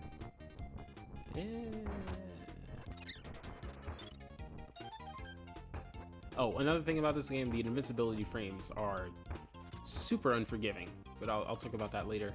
But yeah, people seem to be complaining about Sakurai's history, let's say, with modern Kirby, or really any Kirby games he had no involvement in. Because you look at Smash Bros, it's like, oh, even to this day, Kirby doesn't have a lot of modern representation. You can see it with his movement, you can see it with his stages, you can see it with his music. Pretty much everything in Smash Bros involving Kirby revolves around older Kirby games, specifically Kirby's Dreamland, Kirby's Adventure, and Kirby Superstar. And maybe if you're lucky, a little something from Kirby and the Amazing Mirror. So I can see why people are upset. But to be fair, to be fair, there are some modern Kirby music tracks. Kirby does have his Ultra Sword forward smash. He also has a... Actually, wait, no, I think that's it. But my point is, he does have some stuff that's, Let me get this. Okay, let me get this. He does have some stuff that's from the modern games. It's mostly his moveset and his stages that don't seem to really reflect that. And remixes, but I mean, I feel like Smash has a problem with remixes too. A lot of modern games don't really get remixes.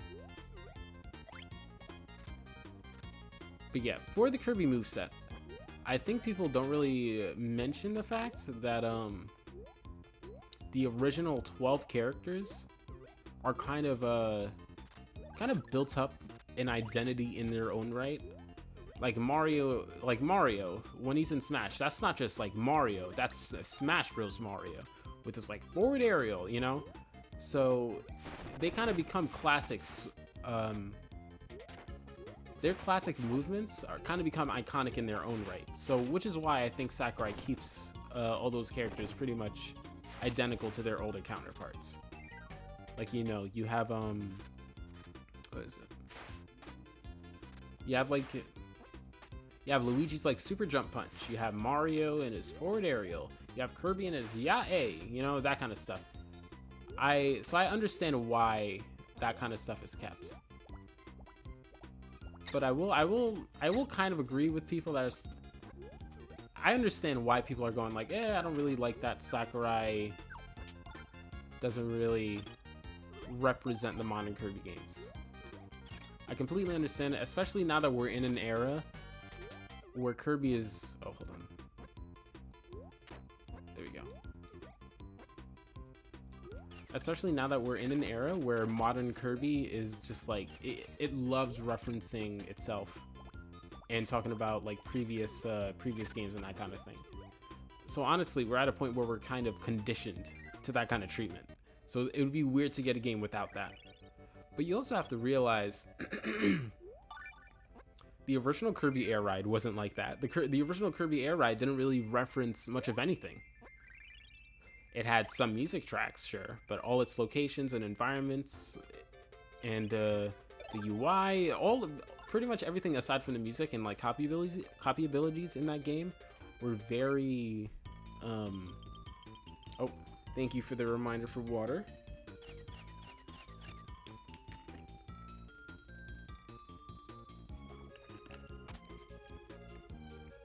Oof, tasted good. Yeah, pretty much everything in that game was like brand new. And I feel like Sakurai, people need to realize in general that Sakurai is just that kind of developer where I'm kind of, honestly, I'm kind of like jumbling up my words. I'm gonna get back to this later. I feel like I'm running in circles for a little bit. Maybe I should make a video on this.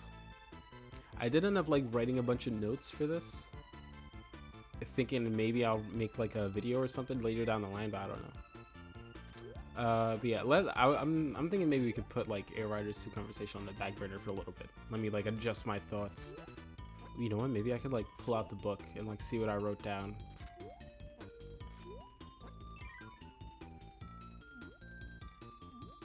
Man, this area is so cool. I know this is like, I know this is some people's like least favorite. Oh wait, I can't do this.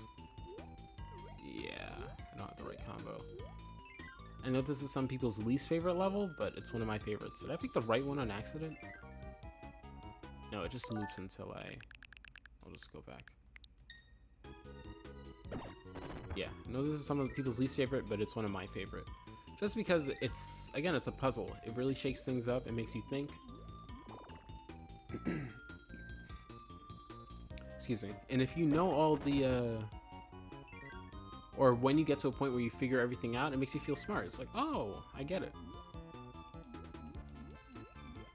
So it's a cool idea, and I wish more Kirby games had little areas like this. Amazing Mirror would have really benefited from this, I think. Okay, let me think. I need Parasol Kine for that one room. Then I need a Stone and Coup. Then I need Kind and Spark. Oh wait, I could have used Choo Choo for. Yeah, it's fine. Let's use Kind. You know what? Let's do Coup and Stone first, since all the other ones I can use. What's his name? Kind for. It's kind of crazy, by the way, that you don't need to enter this room at all, because none of the other animal friends do anything here. All you need is Coup and Kind. Very, very interesting here. And it's not like one key fits all, like you need Coup and Kind. So honestly, that room on the right is a red herring. And I forgot Stone. Oh, you know what? I guess Gooey can join us, as long as he doesn't get in the way.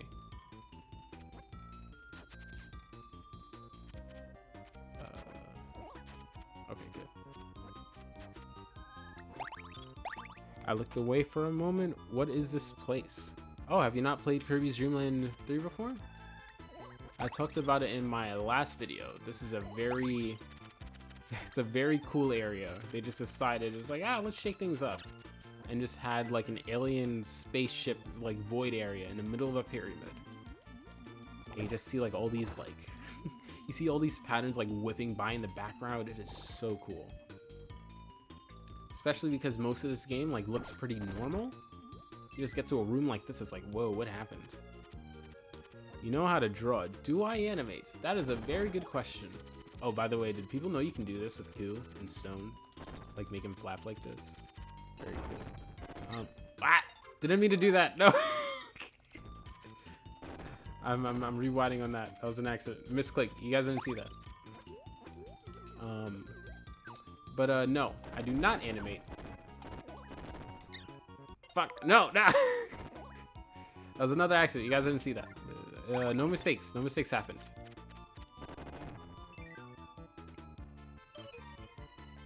But what was I saying? I was saying something. I forgot.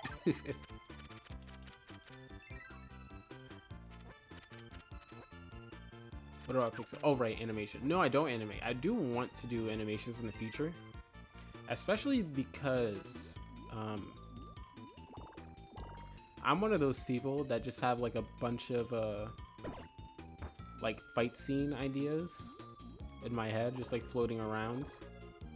And I think Kirby like has I think it's because I used to watch like a lot of, let me not say used to. It's more so that they just stopped existing, but I would watch a lot of sprite battle animations in the past. I think sprite battle animations are really cool, but they don't really make as much anymore, especially not for Kirby. There was this one channel back in the day, I think it goes by DS Channel now. The guy who made them, he made like a bunch of Kirby sprite animations. He just kind of stopped making them one day, and he moved on to a different channel to make Splatoon videos. And those are cool, but you know, he was like one of the few people that did Kirby animations. Even then, like one of the things I wished he did in his videos was have more battles focusing on like Kirby copy abilities instead of his Kirby OCs, which are cool, but But yeah, I mean, that's why I would want to animate. I think there are like a lot of cool like Kirby fight scenes you can do that you know, there's a lot of potential there. Not a lot of people capitalizing on it, so I think that'd be cool.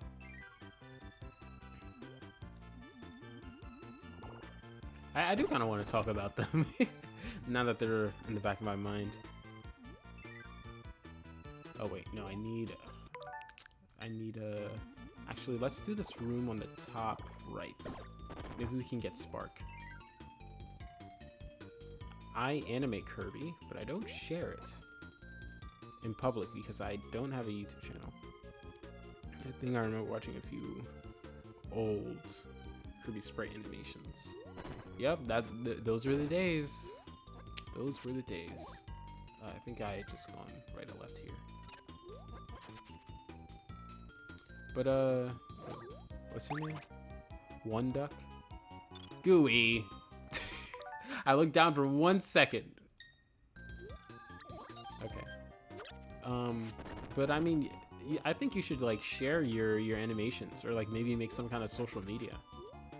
Because one of the things that okay, cool. Let me see if I can do this. Perfect. One of the things that helps in keeping creatives like active, or like pushing creatives to do better, is like building a little community. And that's like one of the things that gets me doing art more, is this channel. Just because I like the, you know, the positive feedback feels nice. Building a community, it just feels nice, you know? So I would recommend getting a YouTube channel, or just like making some kind of social media. Just tweeted like Forgotten Land is a Sonic. Oh my god. Someone replied, what the fuck are you talking about? This is where you get them. This is where you send them a link to my stream.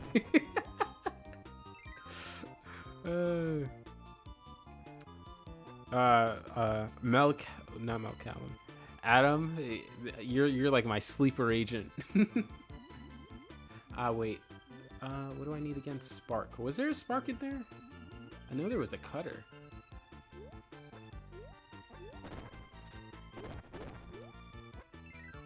But very rarely today happened to be one of those days. Were you animated, or were you shared the animation with someone?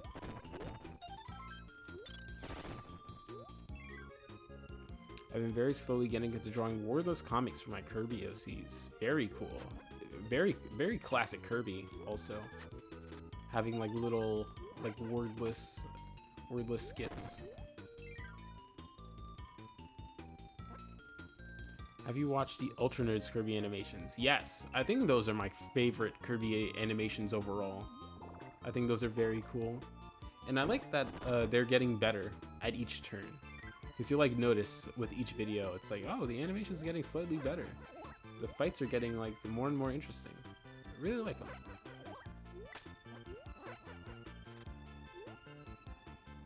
Actually, I'm pretty sure I talked with them before. They're just chill in general. Very cool person.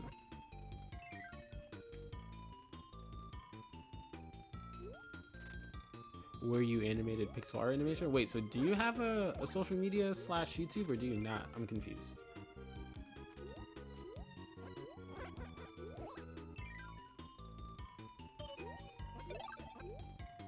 Man, playing this game is so weird.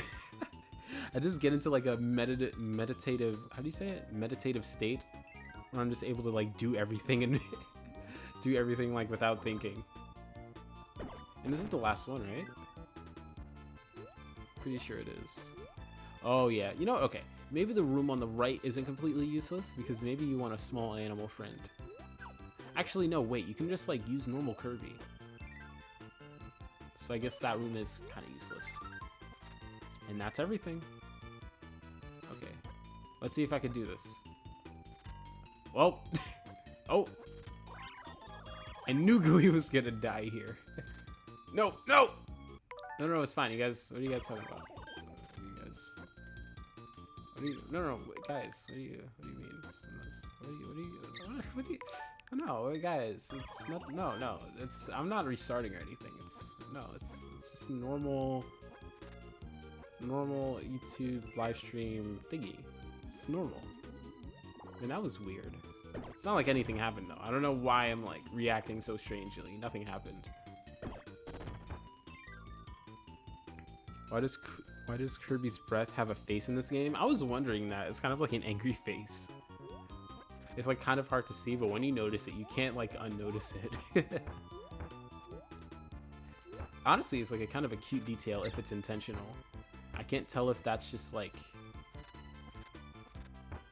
Let me see something.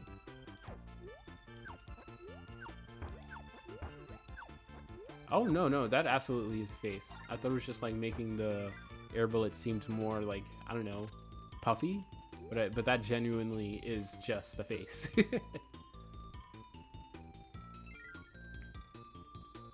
Because that's his soul. I don't know, but it's a cute detail because it is an attack. Oh, interesting trait about Kaina in this game. He has a higher jump. than the likes of Kirby, Rick, and Nago, and you know the rest.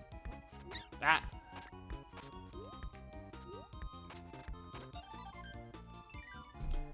Okay, let me drink this water. You guys didn't. Oh, Void reminded me. Hell yeah! Thank you, Void. We're of the same mind.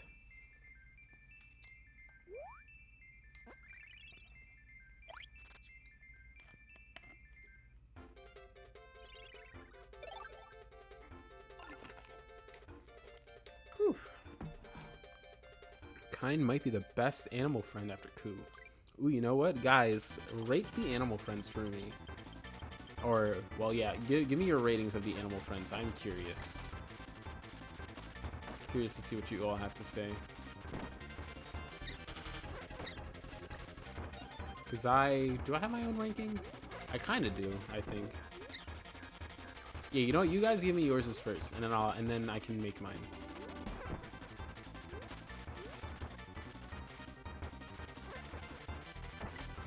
Boy, this is weak, huh?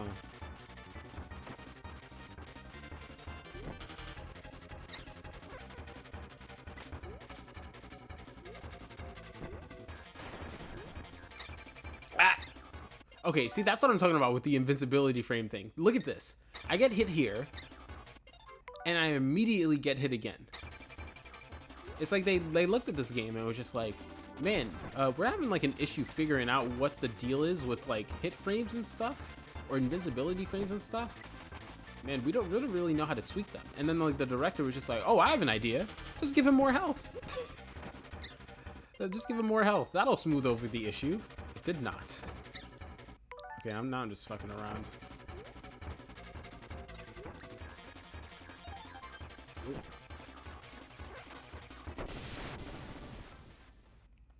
Yeah, that like invincibility frame issue pops up every now and then. It's not like super egregious, but it does get kind of annoying. Choo Choo is where it's at for Malcolm. Winduck thinks Choo Choo is kind of weird. Okay. Koo, Kine, Nago, Rick, Pitch, and Choo Choo. Let me see if I agree with that.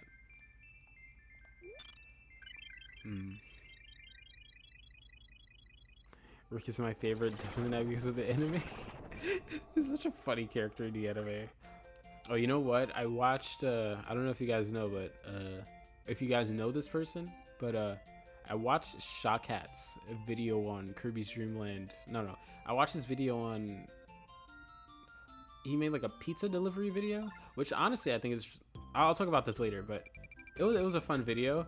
And I liked every time like Rick talked, just like out of his fucking 5 voice clips of the anime, just like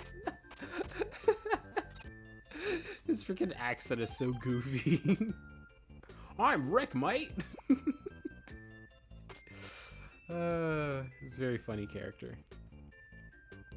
Oh, you watch Shaka too? Nice. I don't like watch all of his stuff, but I do like pop in every so often. It's a fun time whenever I do. Let's go with Rick. But I would say my ranking.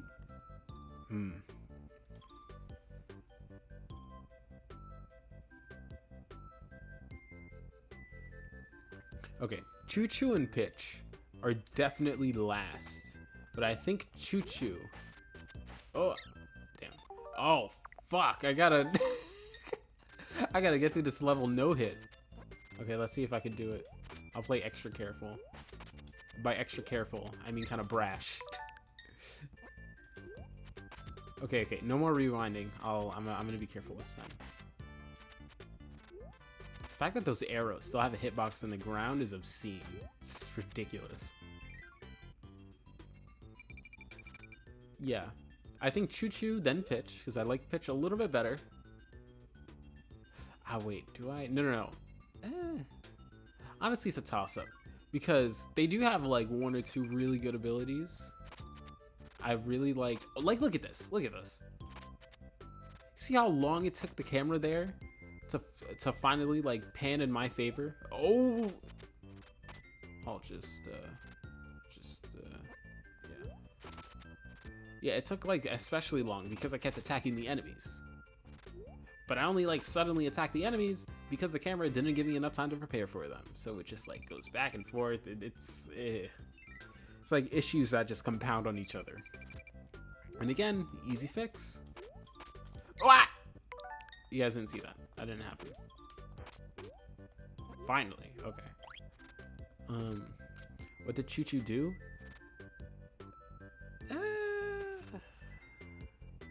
I don't know. I just don't really like her combos.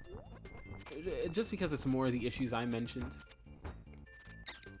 The reason, the reason I might put Pitch over Choo Choo is because Pitch has that one cutter attack where it's just like really fast and snappy. And because it like orbits you for a little bit. Whereas Choo Choo, like here for instance, while not all of her attacks like stop you dead in your tracks, some of them just make you move slower. Like this is a cool attack the first time you see it, but like, excuse me, why would I not be running on the ground? Better yet, why would I not be using Rick and stomping on enemies like this is freaking Mario? So, you know, the one thing about Choo Choo though is that her like float double jump or whatever retains your dash. So it's kind of like an in-between of like hovering and using like a grounded animal buddy. Because technically I'm not flying, but I have like a lot of air time. Like look at this. Look at how fast I'm moving through the air with all that control. Like this is really cool, but at the same time I kind of don't like it because it's like I want to play a video game. I don't want to just like fly over everything, you know? I think bouncing on enemies with the Rick, for instance, is much more fun. So I mean, it's nice sometimes, but are you serious? But that was ridiculous. Oh, but you know, I'm much more. Oh my god! See, that's what I'm talking about. Like, look at this. Look at this. I can't see what's ahead. Immediately run. Boom. This game.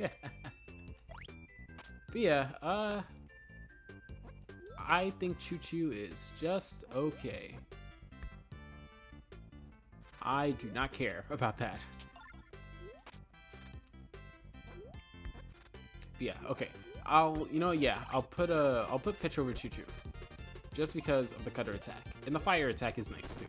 Because they're basically the same thing except one is slower. Next, this might be a little bit controversial. I know people that like speedrunning are gonna think I'm freaking crazy, but I don't really like Ku in this game. And that is for a very specific reason. You know what? Let's use Q. Let's use Ku. Because you don't really have to use him throughout this whole game. Only in like a few select areas. But the main reason I don't like Ku, forget it, is because I don't like mashing. And I think his control scheme, come on, fucking god, it's so stupid. Like, look at this. Look at what this control scheme is doing to me. But yeah, I think it worked a lot better on something like the Game Boy than it does here. When the movement is very, very simple. Here, where your movement is very like jittery. I don't know, like the momentum is a little bit more in depth with Ku. But yeah, with this game's movement, I don't really like the control scheme. I do kind of prefer how he is in Star Allies, but then again, I kind of don't because that's like just making him wing. It's making Ku a little less unique. So yeah, I don't know. But yeah, I don't really like him in this game. And I think his copy combos aren't that much fun. Honestly, I think Ku is like the biggest offender to the problem I mentioned before with the whole stop and go thing. Because again, a lot of his copy abilities kind of stop him in his tracks, which is kind of a problem when he's supposed to be like the fastest character. And even, yeah, I think I already said this, but like his movement, I don't like mashing. Does not feel good to me. Like, yeah, he can move fast, but I don't really like it. And again, it's like a similar problem with Choo Choo where It's like cool. Oops. Just yeah, where it's like cool, I'm going fast and I'm flying over things, but I'm not really playing the game, am I? God damn it.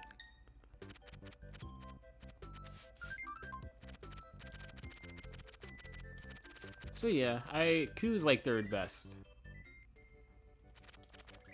to me. Honestly, like those three characters I mentioned, they kind of like lump into one for me. I feel mixed about all of them, and it just depends on the day. But usually, Pitch is last. he got lucky today. He was second to last. But yeah, onto the three I really like. Oh, you know what? This combination does kind of rule. It's basically Coup Cutter. By the way, let me say this real quick. Dreamland 2 does not have this like stupid stop-go momentum problem. And I have a theory as to why. I think it's because it's like using... I'll stick with Q. But yeah, I think it's because it's... Oops. I think it's because it's using like the engine of the original Kirby's Dream Land or whatever. Because Sakurai knew what the hell he was doing. He knows what the hell momentum is. Apparently, this team or whatever, maybe it's because this game is Rust or something, but they don't know what momentum is. So when it was time for them to make their own engine, they were just like, what the fuck? A game without stop and go? Like, what is that even? Is the needle in this room? Did I already fuck things up? Nah, probably fine. But, yeah, Dreamland 2 doesn't have this issue. When I use something like, I don't know. Oh, first of all, Dreamland 2 doesn't have a dash. So every time you use an attack, you don't need to, like, re-input, like, a double tap. Oh. To, like, get back to top speed. All you need to do is hold left, and you'll get back to it eventually.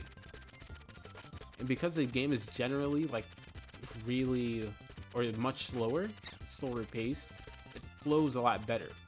Because being at a standstill isn't that much different from not moving at all or attacking. So it's much better.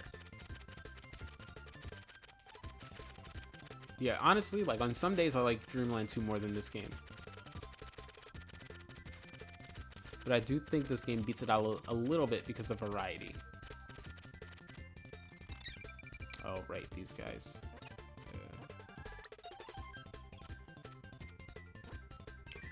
Different engine perchance? I mean, yeah, because they had to, after Dreamland 2, they probably used the same engine as the original Dreamland for that game.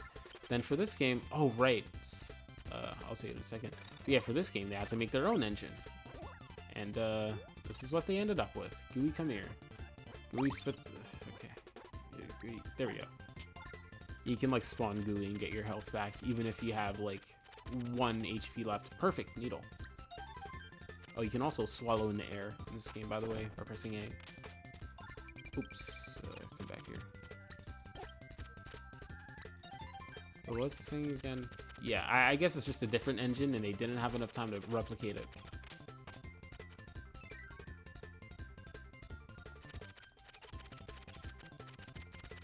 This is a very nice level. But, yeah. Last 3. I think... Okay. Man, I don't know. I think the last 3 are like all kind of blend in too. So I guess like my favorites are split into 2 halves. Favorite and like not favorites. Just like I feel kind of whatever about. Cause Rick, Nago, and Kine, I love those 3.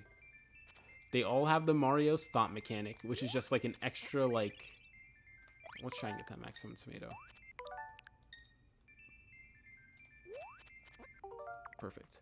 Yeah, they all have the stomp power, which is just like an extra little spice, extra little seasoning on your Kirby experience. Just gives you another thing you can do. But a lot of their moves also have that momentum aspect to it. Like they don't stop and go as much. Kind of course. A lot of his moves are active while moving, which is very nice. Oh, you know what? This is like the one coup move. That is kind of nice, even though it stops you. because at least it has the decency to move as fast as you do when you're like dashing or whatever, or like about as fast. Only problem is it makes you stop, and then you gotta restart, so it's kind of annoying. Like, yeah, I'm in a water level. I'm gonna pick Kind. Like, I would have picked Kind regardless, but you know. But yeah, like most of these characters, they just feel good to move around with. You're able to stomp with them. Most of their moves, they move on their own. This doesn't really do that, but again, because of the other perks, I'm not as annoyed by it.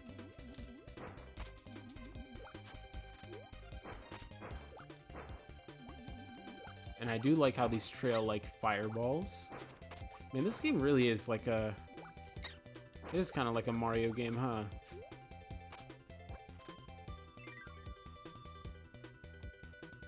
You've been wondering how do you 100% Dreamland 2? Try you don't know how. Man, yeah, I remember when I was there. Gotta look up a walkthrough. But once you know it, it's like, oh yeah, I get it.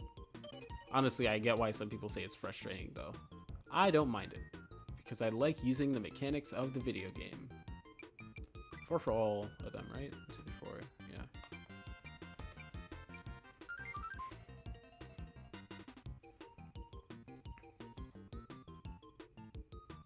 What was that, 8? Yep.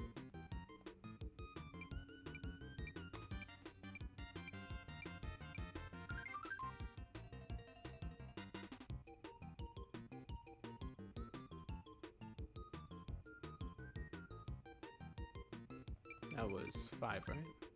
Yep. The fireballs look like Cheerios. That is true.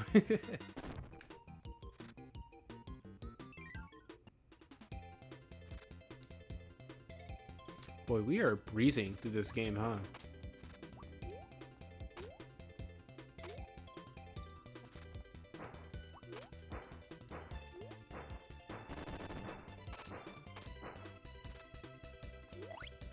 Something I will say I like about this game, I like the progression. Not just in the environment. I already talked about it in my video, but I like how the levels just get progressively longer and longer, which is like something basic you'd say about any video game, but like you can feel like the difficulty and the complexity just like up itself little by little. Kirby games in general have very good progression. I think Forgotten Land is the best though overall. You know, when you take out all that annoying like menu nonsense. Are you the only one who likes Cheerios here? Interesting that you bring that up, because I've made a few posts on Twitter where I'm just like, fuck, I gotta stop eating cereal. It fucking ruins my day. Oh, sorry, Batamon. I had to kill you. Because I don't know what it is about having cereal for breakfast, but it kind of just like ruins me. I get like a headache, I get kind of lethargic. I don't know, man. I don't know, I'm the type of person to start my mornings out with like a somewhat of a heavier meal. It'll basically be brunch, but just like lunch for breakfast. So I'll like make some chicken real quick or something. Or fire up some salmon. What's up with Cheerios? There's nothing wrong with them? I don't know, because like for the longest time I was fine with it. Freaking love Cheerios. For those of you who don't know, I'm kind of a sugar fanatic, so like Cheerios right up my alley. But I don't know, man. Something about Cheerios, something about like not just Cheerios, but just like sugary cereal just kind of ruins my day. If I have things set out to do that day, if I have cereal that morning, I will likely not be able to finish them for whatever reason. Ooh, Spark is good against the boss. Let me get that.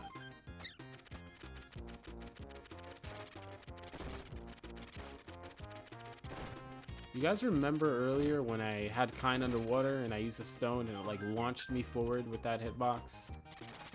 Good times. Good times.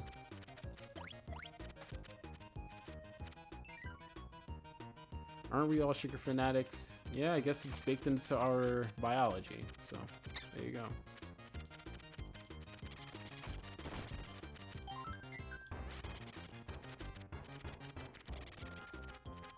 Ooh, I just had another idea for next stream. So some things have happened since the last time I streamed. And I actually have a story that I want to tell. That was it was a pretty interesting story. Honestly, when I eventually animate, I would want to animate this story. So next stream I have, on whatever it is, probably like Dreamland 2 or maybe 64 or something, I will tell this story. I'll give a little hint though. It involves a flight attendant.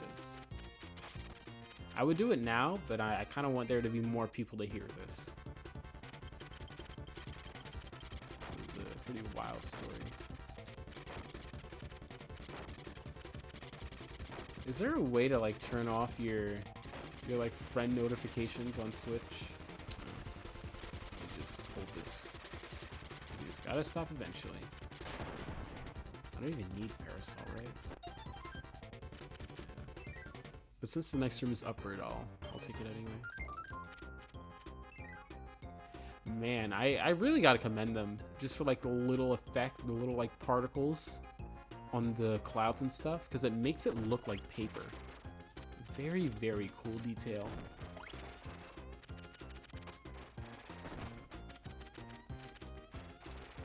That fuzzy paper look. Really got it. Really love it.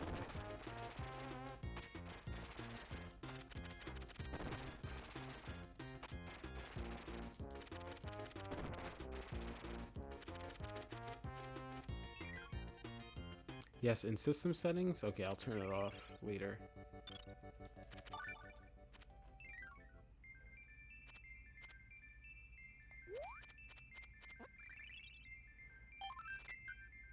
Most people hate them. I don't know why. I eat them without milk. Oh, so you just be snacking on them things. Okay. Also, other than a few exceptions, by the way, this is my opinion, suckers are usually gross. Also, lollipops, which I haven't had in years. Aren't suckers and lollipops the same thing?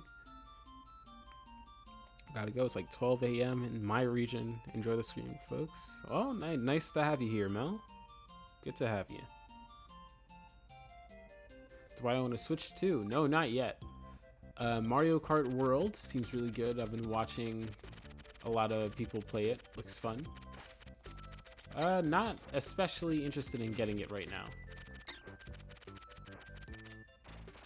Okay, look at that. Look at that. It's like it's for a second you get it. There's like a bit of momentum. I like press B and I dash and I'm just like, woo! It carries over for a little bit. And then it goes back to its set speed. It's like, guys, what do you do? It's like someone on this team was just like, every game, when you attack, you need to go into a dead stop every single time. Like, that's just how games are. And it's like no one on the team was just there to tell him, no, that isn't actually how games are.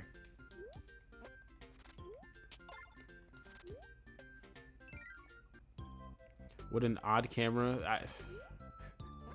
Preaching to the choir. Preaching to the choir, buddy. This cameraman. I keep saying it. Just like a bunch of like weird, tiny problems that just build on themselves.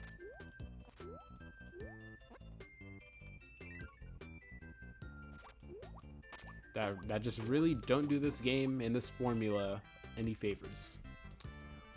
Which is a shame, because I think there are a lot of good ideas here that could be expanded upon.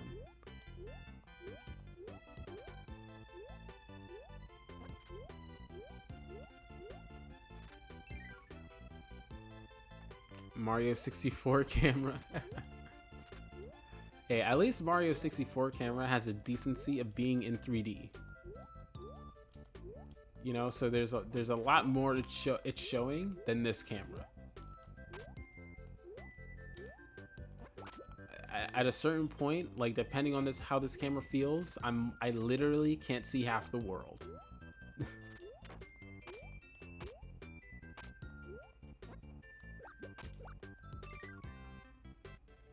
I would love Rain World's camera. Don't worry, Void. I remember.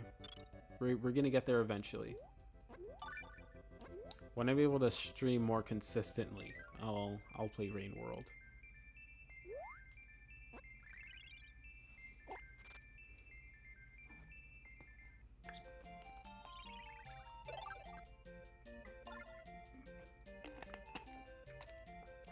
Whew. How long is Rain World anyway?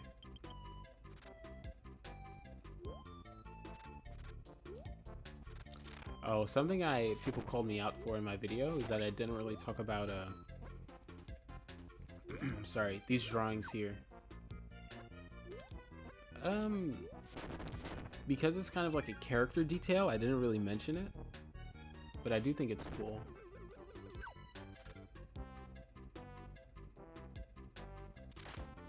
If I ever make an Adeline video, I'll bring it up.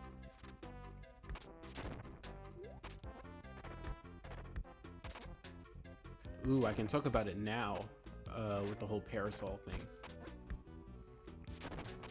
Back in like, oh man, 2 worlds ago, I was like, whoa, actually I'll talk about it later. And then I paused to talk about Kirby and Forgotten Lands.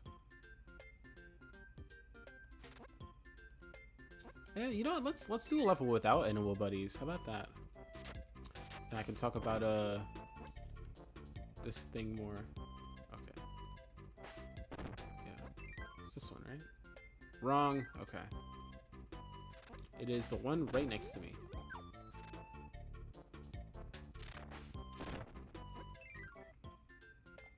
No, it's not, apparently.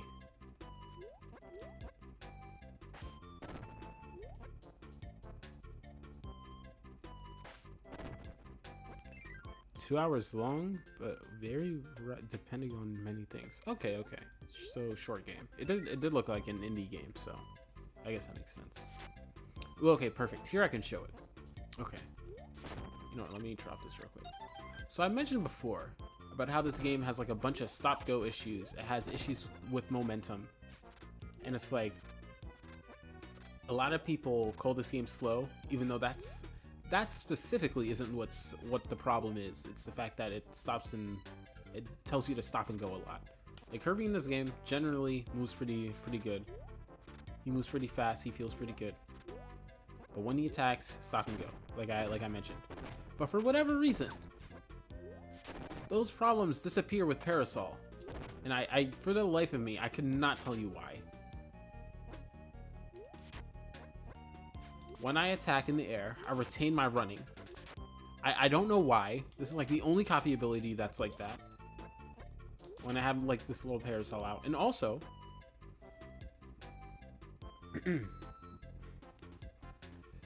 I have a problem with flying in this game. When you fly, it immediately drops you like a rock. That little drop off, that 2-second drop in that animation, I can't move at all.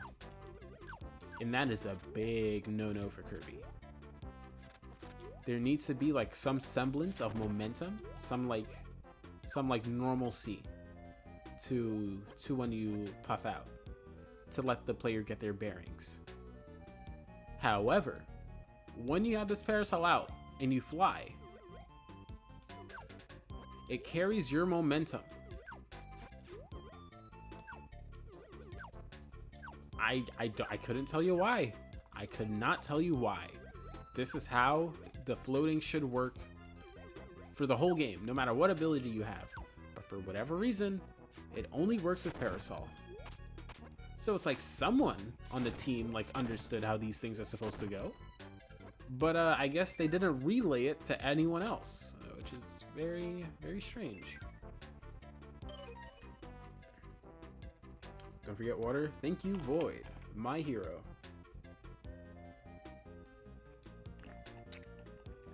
$36 hours. Wow.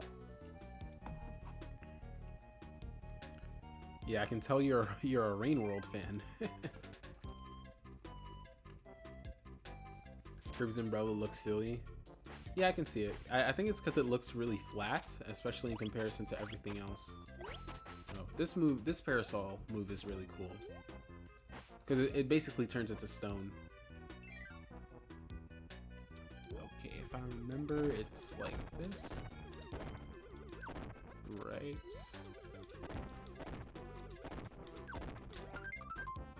Bingo.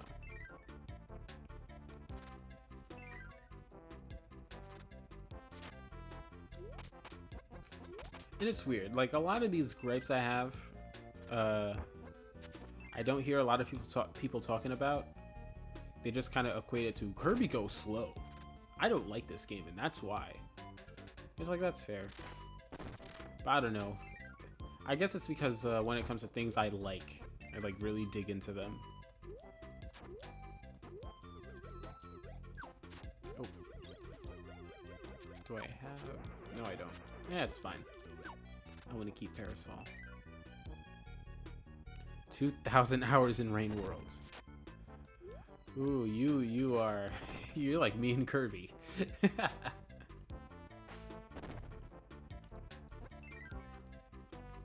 This level looks nice. Yeah, it's one of my favorites. Very, very nice color palette.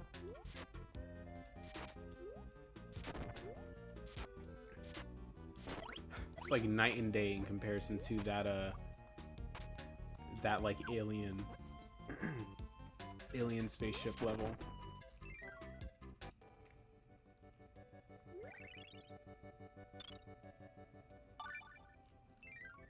I feel like I'm not talking enough about the game. But I mean, I don't know, I feel like I've played this game like almost too much. At this point I'm just talking about the things I don't like. But it's because I like literally everything else. It's like in my mind all the things I like are self-explanatory, whereas the things I don't like I need to explain, because people just kind of simplify it into like, oh, game bad. Oh my god, this Parasol is strong.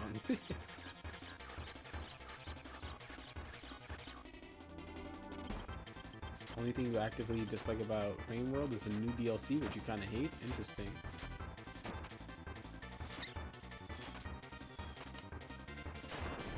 Did they like...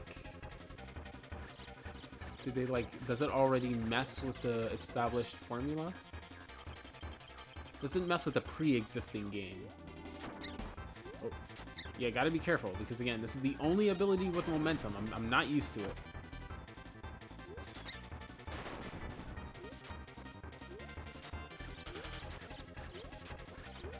It's a very strange game.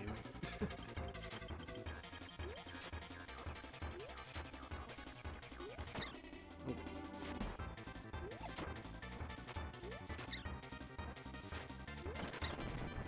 Why did I do a high jump there? Oh, damn.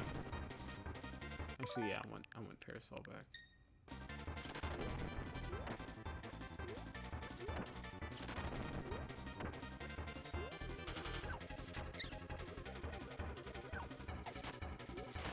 Ooh. Does this work?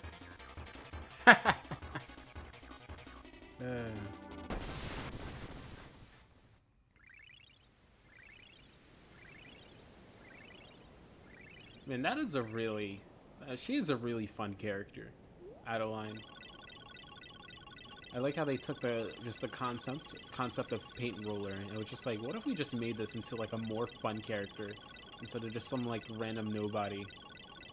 It's really funny because like not even Sakurai likes Paint Roller, I guess, because that was like those two games were the only games we saw Paint Roller in. Kirby's Adventure and Kirby Nightmare in Dreamland.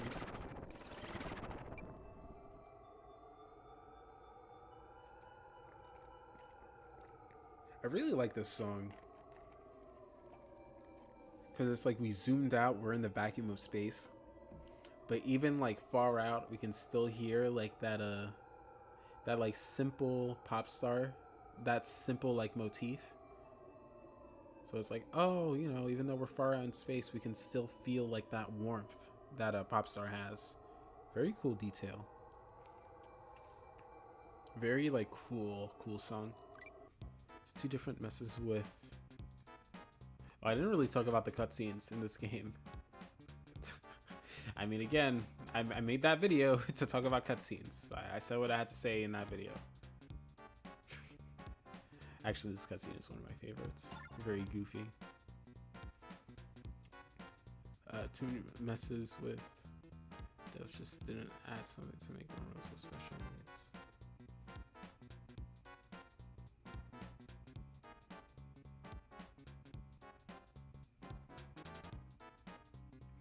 And made the story no longer make sense and sound like a fan fiction in a bad way. Ow.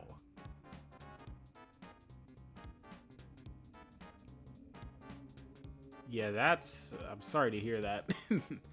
Yeah, that sucks. I'm sorry. Many people love the new DLC, but it did everything I didn't want it to do. Oh, man. He was cameo in Canvas Curse, the game all about paintings. Oh, yeah, he also showed up in Canvas Curse. I forgot. This map is cute. Nice if he returned. Oh, yeah. I mean, I don't know. I feel like Adeline kind of covers that niche already, but I wouldn't mind seeing him again. But yeah, Iceberg's map, I do really like it. That is why I did a drawing of it. If you guys didn't see that. I know you did, Void. I'm pretty sure you commented on it.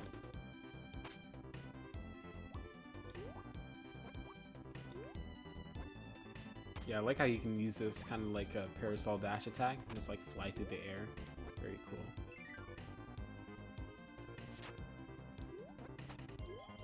Look at this. Floating actually feels good.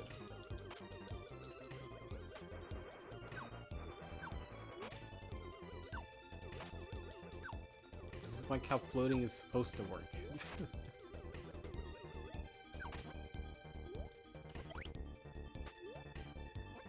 Well, actually, no. I feel like I rise a little too fast, but other than that, it feels good. Oh.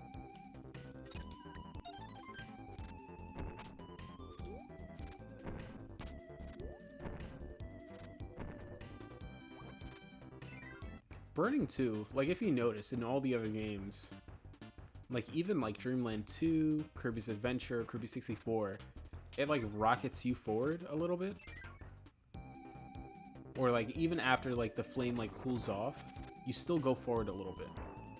And that's supposed to be like your vulnerable state. In this game, your vulnerable state is literally like literally sitting still for 2 seconds. And it's just like, why? Why? It just doesn't feel good. Okay, this ability is one of my favorites. Just because it works like it does in Kirby's Adventure and like in the other Sakurai games. You move forward while you're attacking. So even though you have to start up another dash, it doesn't feel as bad. Just because you're always moving. Which isn't usually the case in this game.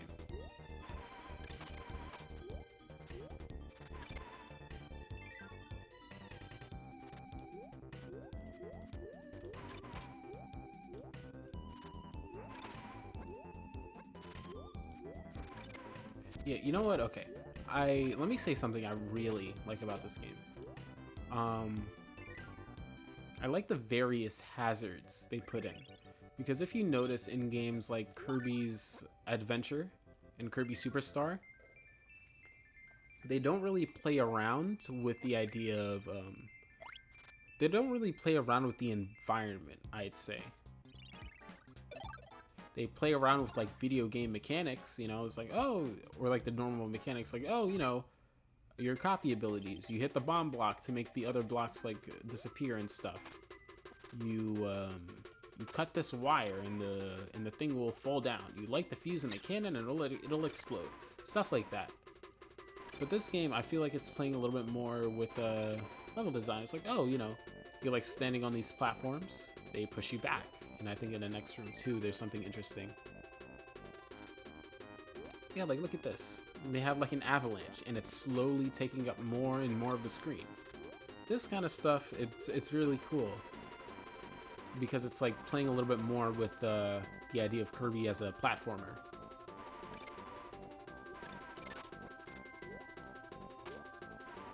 I could understand the art.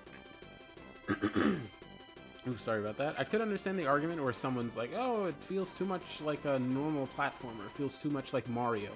But I feel like there's like a line we can balance here, where some of it's where having some of it still lets Kirby feel unique, you know?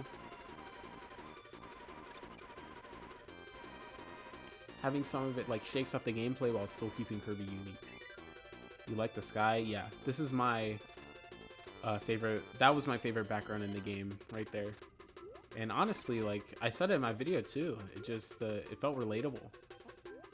Because there are a lot of days where I wake up really early and it's really cold in the morning. Let me get yeah, let me get him. Yeah, I have a lot of days where I wake up super early.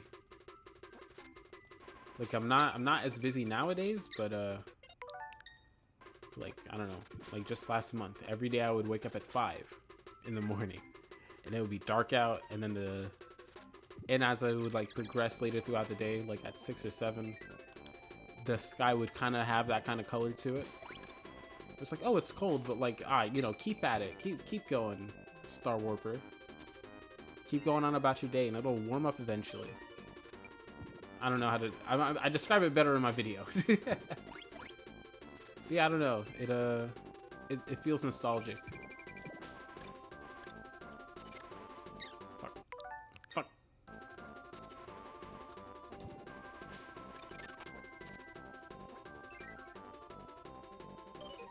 This is the last one, right?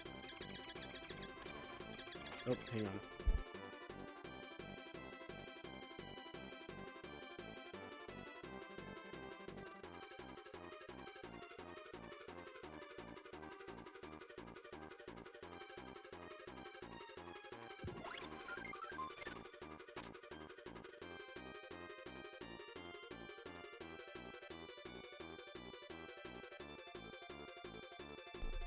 Sorry about that.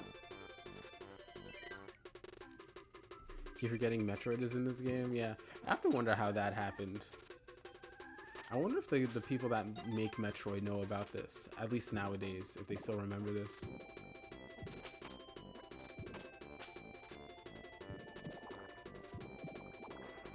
Oh. This volcano background is just really cool. I like how they play with movement here.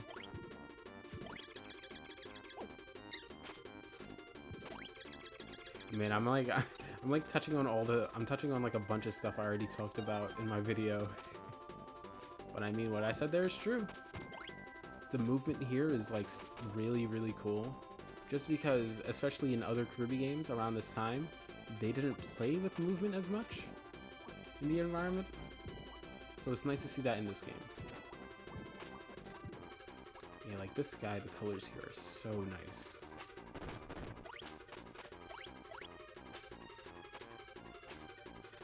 I love Dreamland 3.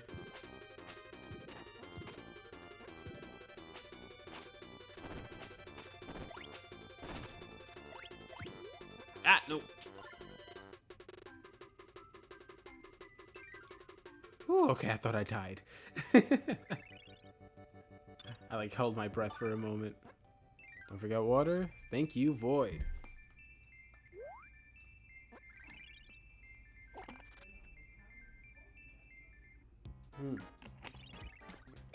Whew. Man, these levels are so cool. Like, I don't know any other game that would think about something like this. It's like, oh, make like an iceberg, you know? This is a very cool idea. Just having these like half transparent blocks, like giving them like these cyan and blue ribbons to make them be like, oh, that's supposed to be cold and not glass, you know? Very, very cool. You know what? The only thing I would ask for out of a sequel is to make more unique environments. Like, I would still want them to follow that realistic, more grounded theming of things of environments that exist within the real world. But I would want them to be like less generic, because it's like, oh, it's literally called the Grassland, literally called what is it, Sand Canyon. You know, I would want them to like touch on some other things, like I don't know, like a marsh pit or a swamp or something. I think that would be cool.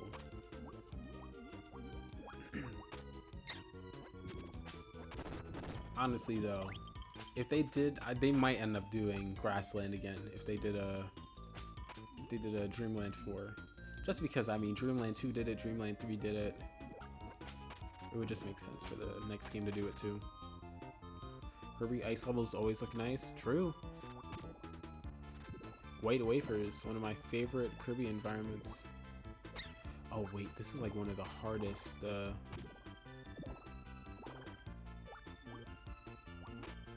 What's it called? Hardest missions to do.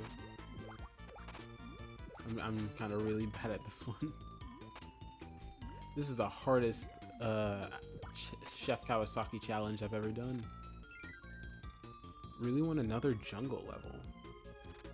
Kind of weird that there isn't more. Yeah. Honestly though, I think it's because it kind of overlaps with the like grass areas. And it's like the grass area usually has to be the first level.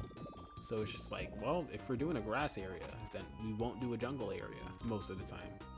So I think that might be why.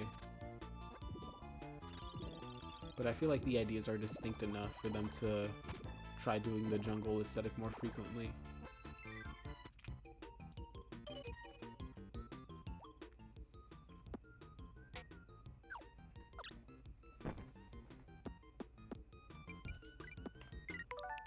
Yeah, I'm bad at this.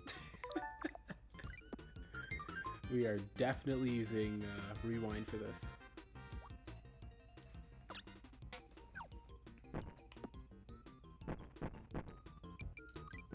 Oh, I got that one right. Oh man, I really like that the sky isn't just like a flat blue. You can see like what is it, 2, 4?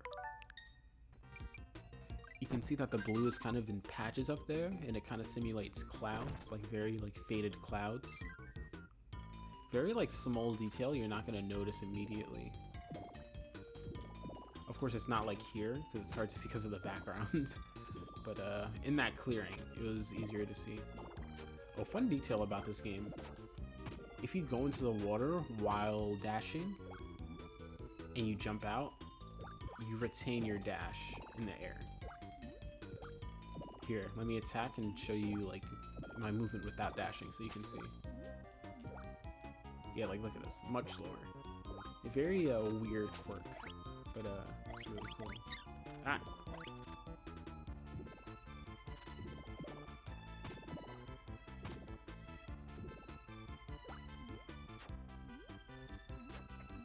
Yeah, this is one of my favorite level ideas. Just kind of like swimming around an iceberg, and like going into the river in between the mountains. Very cool. And you can like see the different chunks of ice floating through the water. Like even though these are like generic ideas, and again, like I say in the video, they are ideas that were covered in like the previous games. They really like go into fully explore them and try to get like as much bang for their buck out of them as they can. Oh, this was a level I didn't really talk a lot about. Just because, I mean, honestly, this one I don't really have much to say on. It was a very good background, but, I don't know. The location itself is kind of boring. But also, it's like, been there, done that, you know? The rewind reminds me of Mad Rat Dead.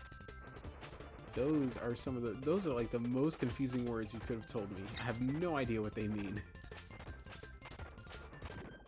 Okay. Ah.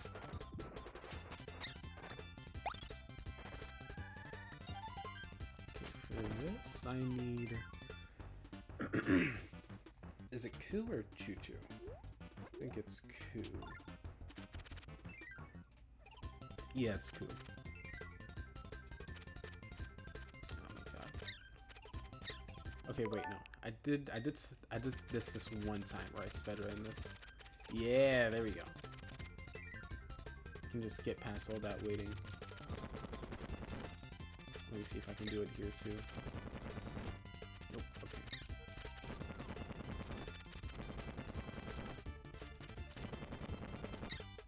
Okay, I'm sucking here. Usually I can get through that room really fast.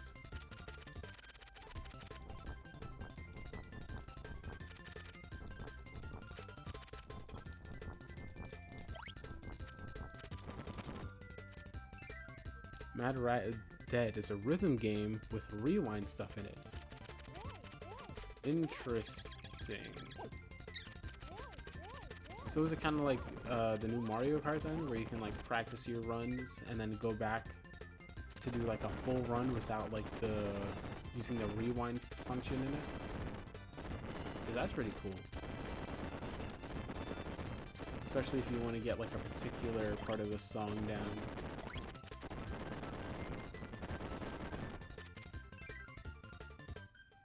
But yeah, this is another thing I like about this game. Just about, I said this before, but with how they use the copy abilities for puzzles, because it means you're using like each and every one of them. Not specifically every pairing, but it like factors into the puzzle, because it's like, okay, I know those are ice blocks, and I know that I need the fire ability to burn them, but only certain combinations have the attack downward, and only certain combinations have the attack upwards, you know? So very cool way of like putting it into a puzzle here. It's with 3 of my least favorite characters, but I'm still having fun because it's just a really cool application of those ideas. If you get hit, you die instantly, but you can rewind when you die. The only goal is just don't run out of time. Interesting. Wait, don't run out of time in a rhythm game? Isn't it like a set rhythm? Because you're like following a song? Oh, did not pick the right ability for this. Oh.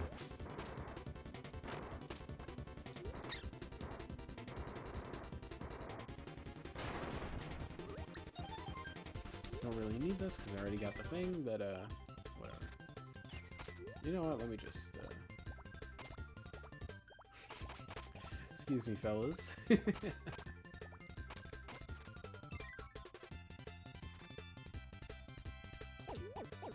Ah, dang it. Because I stick on the ceiling, I can't just soar past them. Oh, you know what? Ah, dang it. I was hoping he would crash into him.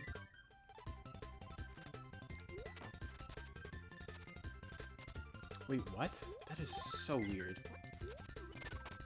This game's physics are so weird, man. Okay, so check this out. I'm running and I stop running and I slide on the ice, right? I let go of the controller. The animation shows that he's still moving, but I put my controller down. When I duck, I still slide, right? But when I run, hold on. But when I run, duck, and then stop ducking, I stay still. That's not even like an issue. That's just weird.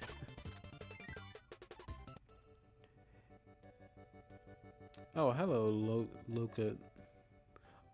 locally Magmus. Nice to see you. Nice to see you in chat. I don't think I recognize you, so you must be a new viewer. Maybe, I don't know, or maybe you're a lurker. Nice to have you. It is set, but it's also a platformer, so you need to get to the end of the level in time. Oh, so desu ka. Interesting. Okay, since it's the end, let me get that notebook where I had a bunch of stuff to say about...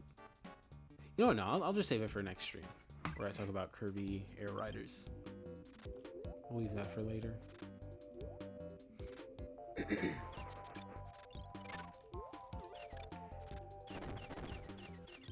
Yo, Kenobi, how you doing?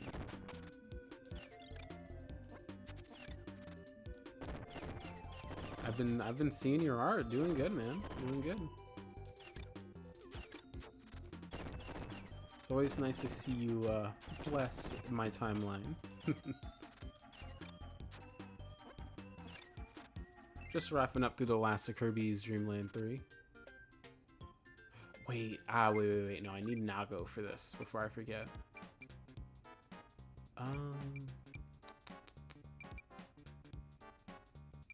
this stage. Yes. Okay.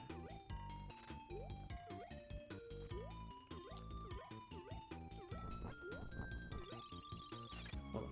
Will part 2 of the Kirby's Dreamland 3 ever be posted? I know you're saying that as like a joke just because it takes me freaking forever to make videos and stuff, but it will be posted. That, my friend, I can guarantee you. I am a man of my word. I just make sure my word doesn't include when. But it's definitely gonna come out eventually, and I'm really excited because as you can see through like the teasers and like the art I've been making and stuff, it's gonna be based on the story of Kirby's Dreamland 2 and 3, which is really like special to me. Because, are you serious? Wait, what am I doing playing the level? I already got the thing. Yeah, the stories of those two games are really important to me, because to me those are like that's like the start, specifically Kirby's Dreamland 2, because that was like the start of like, oh wow, Kirby's stories are good. Oops, did I? Yeah, I did. Because you'll notice after Kirby's Dreamland 2, it felt like that was like a shift in like the general Kirby like series, over the Kirby series in general, with how they handle stories. Because, okay, Kirby's Dreamland 1, that was a good story. I really liked it. Very solid story. Kirby's Adventure, I would say that's somewhat of a downgrade, in my opinion. I think just like as an action game, as in like an action story, that kind of thing, how they have Nightmare as the like sudden final boss, that's cool. But like thematically, I like DDD for instance. I really like how at the end of the day, even though he's like he starved everyone in his country, which is a crazy move, but at the end of the day, it kind of like reflects that innocence in Dreamland, and how DDD isn't really a villain. He's just someone who needs to be kept in check. Because even though he's kind of like a bully, at the end of the day, he doesn't really know the full extent of what he's getting into. I don't know, I definitely do talk about this eventually, but I think they did a really good job setting up that character of King DDD and what they had to say about like the innocence in Dreamland and just innocence in general. It was like a really fun story. Then I feel like Kirby's Adventure didn't really hit as hard with the themes and stuff, which is fine. Second game. Oh, no. I thought you could jump. I thought my jump reset as soon as I left the ground, but I have to like press B first. I thought I still had 2 extra jumps, just like my 9 extra lives since I'm a cat. But yeah, even though Kirby's Adventure like introduced copy abilities, they didn't really do much with that. But Kirby's Dreamland 2, that's when they saw like the whole idea of copy abilities, and it was like, god damn, like let's make a story out of that, man. That's freaking genius.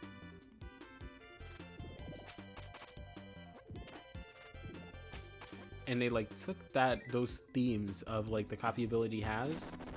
It's like the whole deal with the copy ability, like taking from the environment and like bolstering the skills around you and using that as your own.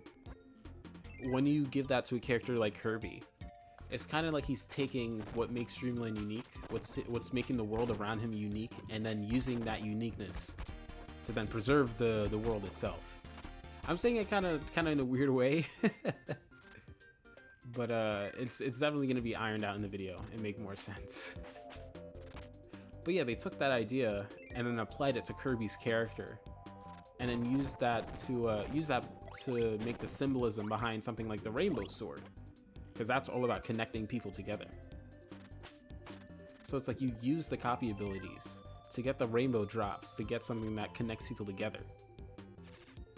So as Kirby, you're taking what makes the world special to preserve that world's uniqueness. It's like, it makes this nice little message about communities and stuff. Very, very cool game. And Dreamland 3 like follows up on that, or it's like, okay, we're not just like going around 8 islands, we're going around the entire world using what makes the environment special to help out everyone and make everyone happy. And very, very cool messages and stuff. And then there's dark matter, and there's a lot of symbolism there, which I won't talk about here, but I'm really excited to get that video out. But you can tell I'm generally kind of a scatterbrained person. Which is why you'll see some of my posts on YouTube just with like a notebook with like a bunch of random scribbles. My ideas outside of scripts do seem like that of a madman's, but that's why my videos take. That's part of the reason why my videos take so long. I just have a lot I want to talk about. Man, this level is long. Almost forgot.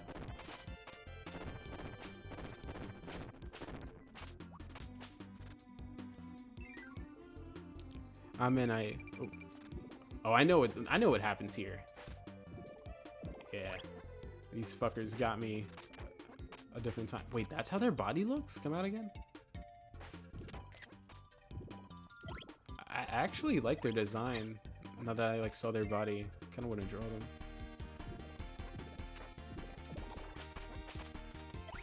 Let me get to the canon part before I start reading comments. There we go.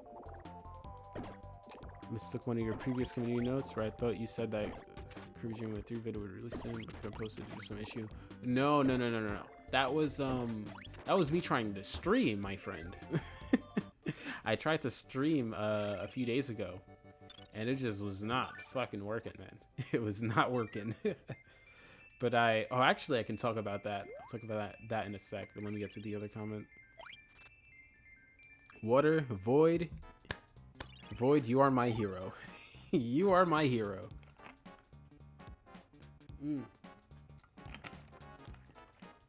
Whew. Love me some water.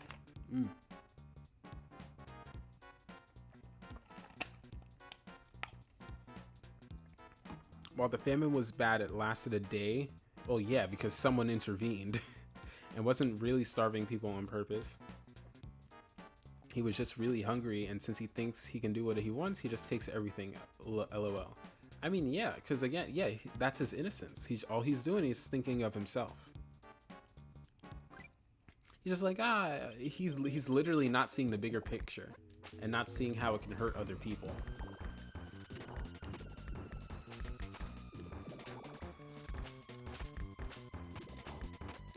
Which I really like, because Dreamland is all about innocence, you know? So it's like, even though that innocence can take a bad turn and, you know, cause some issues, so to speak, at the end of the day, you can still reach out to that person and make them turn good. And honestly, like, I know some people have issues with, like, DDD being seen as a villain in later games and stuff, like with the spin-offs and that kind of thing, but I don't know, I kind of like it. Because it also shows that it's not just going to be like a one-time thing. Because sometimes it takes like a while for someone to understand. Y'all didn't see that. You guys didn't see that. Yeah, sometimes it takes a while for that person to grow up and realize that what they're doing is wrong. And they need someone to believe in them, you know, to keep trying to reach out to them and like show them like, no, what you're doing is wrong. and I really like that dynamic between like Kirby and DDD. Which is also why I kind of don't like when people depict DDD as being like way older than Kirby. Kind of feels like I don't know. I kind of like the idea of, I don't know. First of all, I don't really like to apply ages to these characters, just because I think it's kind of weird. It doesn't really fit them. But also in the case of like DDD and Kirby, in a lot of instances, Kirby is kind of like more mature than DDD, especially in the classic games. So that's why I feel kind of weird when DDD is portrayed as this like adult. But that's me. I know people have different opinions. Unrelated, but how do you draw so good? Practice, practice, and practice. On my Twitter, I don't remember if I said this on YouTube, but one of the reasons yeah, for whatever reason, when you defeat a boss, you can kill them just by like stepping into them. It sucks. It's bad. Especially since some of these attacks will leave you in like very strange positions where it'll make that easy to happen. You'll be right back? Okay, then I'll answer your question later. Let me get rid of this guy. Yeah. Very strange attack. Especially this is like the first attack they introduce to you when you get an animal friend. Because Cutter's the first weapon you get. This is a very weird, like, first introduction to this style of game. I would have started with fire if I was doing level design for this game. I feel like that would have made more sense for the first level. Kind of weird that I'm talking about it now at the last level, but wait, hold on, let me read the other comments. Love the shorts with you drawing. They're very cool to watch. I wonder why they keep changing DDD design so often. Him being old but super childish is fine for you. Be right back again. I never really thought about putting ages on characters before.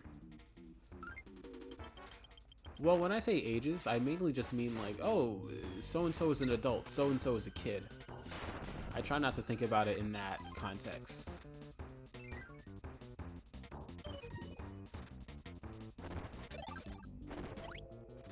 Like, to me, Kirby is just like a guy. Like, I feel like his whole character is supposed to embody like youth.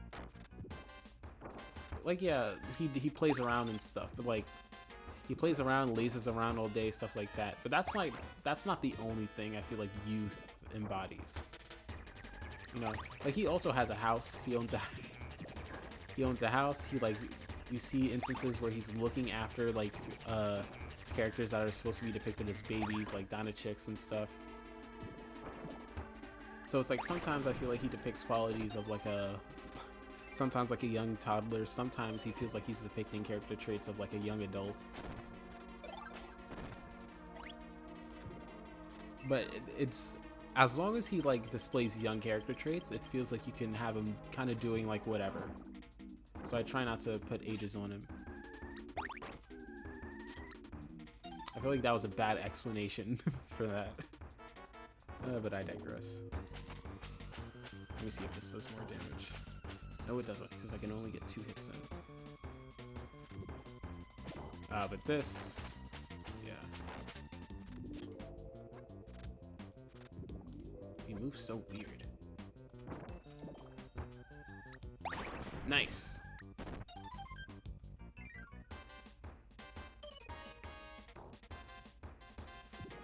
Oh, thank you, by the way, for complimenting my shorts. I haven't done them in a while. But I should start doing them again. They were fun. Wonder why they keep changing DDD's design? I don't know. I don't know. That I literally have no idea how to answer. I don't know why they started. I mean, I kind of know why they continued. It's just like everyone had different ideas about how DDD should look like, so they just like rolled along with it. But I don't know why it started, and everyone else pretty much stayed the same. For me, that just makes Kirby super talented for a toddler young boy, not only being a homeowner but super strong. I don't know. I just feel I also just feel kind of weird about like the dynamic between like Kirby and other characters then, if they are also older than him. Because if you give Kirby an age, then you kind of give the other characters an age, his compatriots an age. I think this is stronger, right?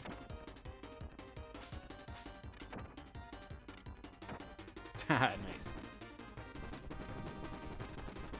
And at that point, then you just have like Kirby like beating Kirby fighting literal adults, and it feels hard to make an adult like fighting a kid redeemable at that point. And not just a kid, but like if Kirby's supposed to be like a baby, then it feels especially weird.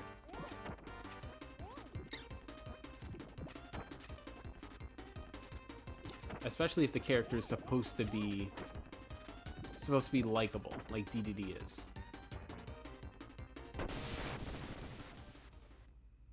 Again, though, that's my preference. Honestly, makes me excited to see DDD in a new game because you'll never know what he'll look like next. True, it's like a rolling a die. But Knight's design has changed a lot recently, also. Yeah, oh, a bit. Yeah. But it's like to a much lesser extent than DDD. So it doesn't feel as like, I don't want to say jarring, but like, it's like, oh, they're updating, they're like tweaking it a little bit. They're making his coat like more a royal blue. They're changing his like shoulder pads to make them a little bit better, you know? It feels less like a tweak and more like just an upgrade. Whereas DDD, that's not necessarily an upgrade. That's just like a different design.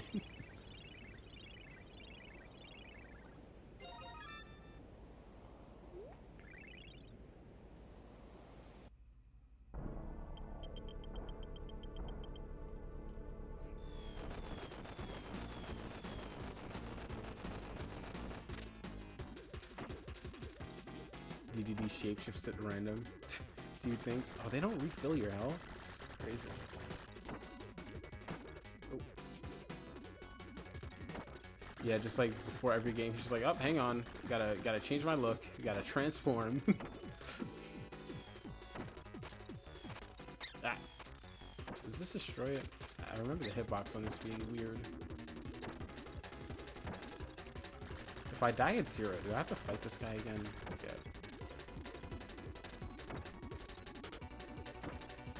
Oh.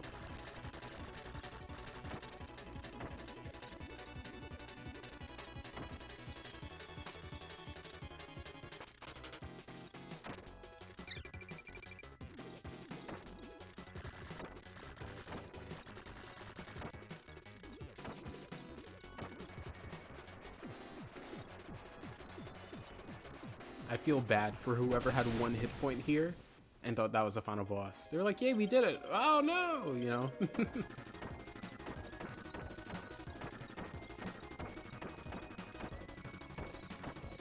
Ah! Okay, let's see. Gotta fight Dark Matter again. Okay, it's fine. You prefer Meta Knight's old face? Interesting. Ooh, maybe that's like a cool video idea.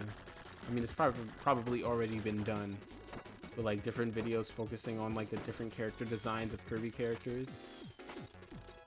Okay, yeah, I can just keep spamming. I thought that hitbox was a little less forgiving. Okay, let's just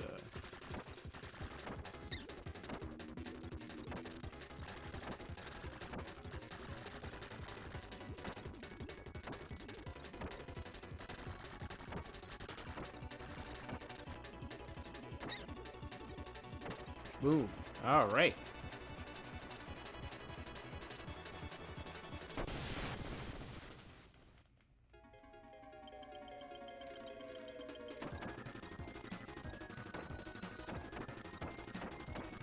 Dark Matter and Zero's designs are so good.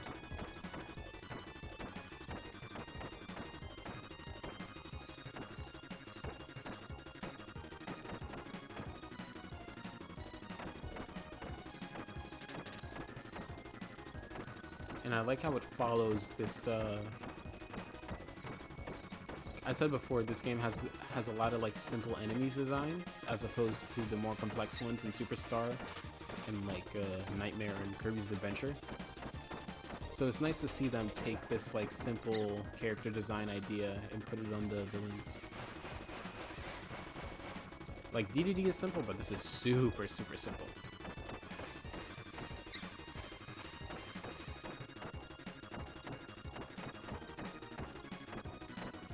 Come on. Come on. Just a few more hits. Oh.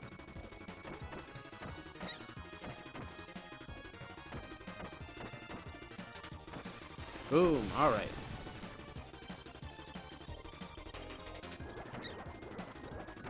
Ah. Please don't die here. I am begging myself, don't die here.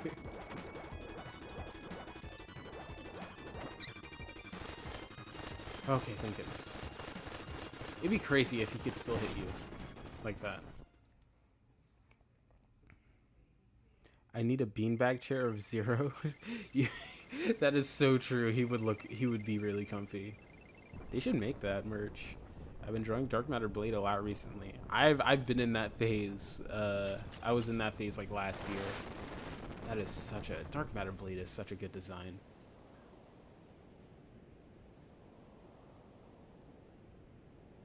I bet when they made Drusha, they were like, damn, that was a really good design. Yo, let me make my own version. Oh, fuck yeah, I love this song. Superstar Meta Knight is how I draw him. Oh, yeah, I noticed. You draw a lot of the characters in their older styles. Yeah, I noticed you take after Ben, what is it? Ben DDD? I forget how you say their name, but you take you take after that person's art style a lot. Which, hey, it's a really good art style to take after. The artist Bendy. Oh yeah, you said it. Really influenced how I draw Kirby characters. I mean, yeah, such a cool vibe. Don't forget water. Yo, Void. Arigatou gozaimasu.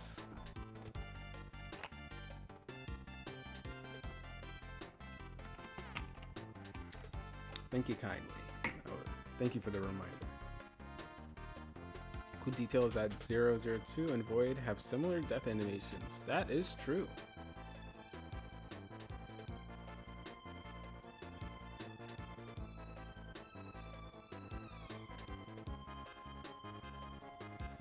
Man, it's gonna take me a long time to say everything I want to say about Kirby. I'm just like thinking about it. Because you just said Void and it's like, man, that's a long way from now.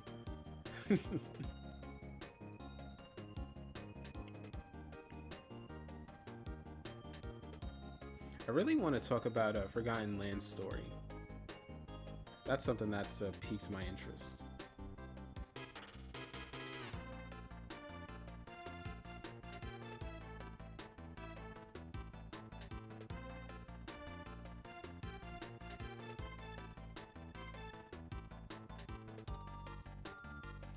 Okay, so here's the timeline of videos that I'm thinking about. The next video is going to be about Dreamland 2 and 3. I'll see if I can work 64 into it, but I don't know. You know what? Maybe that's what we can do next stream. Do a Kirby 64 playthrough, just to see if I can like feel something from that I can put in the next video. But yeah, so Dreamland 2 and 3.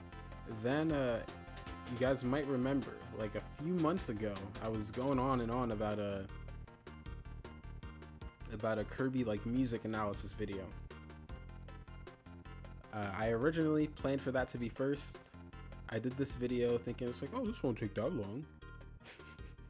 Like a freaking idiot, because it always turns out this way. Where I'm like, oh, I'm just gonna do a short thing. It'll take like 2 seconds, and it ends up taking forever. I gotta learn my lesson, man. But yeah, I'll do that video, and it's basically gonna be the Superstar equivalent of the Dreamland 2 and 3 video, because I'm really gonna be talking about the stories of those games.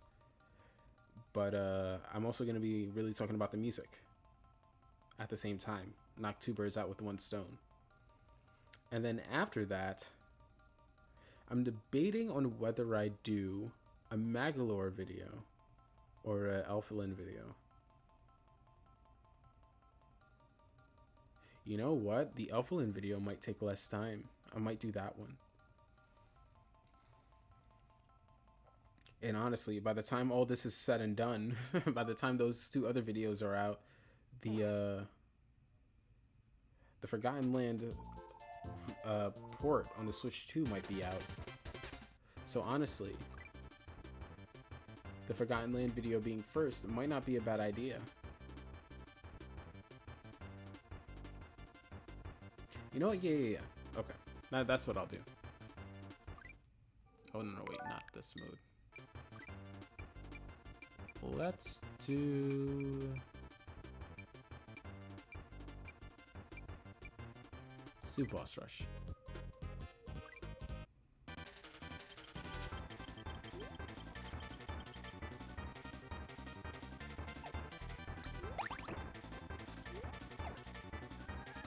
Really cool how they did all these like special palettes just for the players that would get this far. Just like, oh hey, we did like something special for you, you know? Very cool.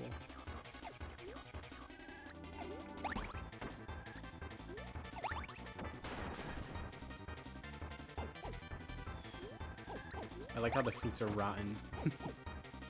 Also, trees don't grow carrots. Trees don't grow eggplants either. What kind of tree are you? What kind of tree is this? What is that? Oh, okay, I guess that's an apple. I guess that makes a little bit more sense.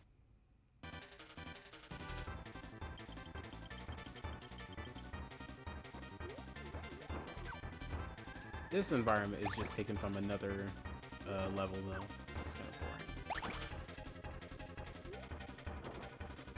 But I guess the original one was too, so, yeah.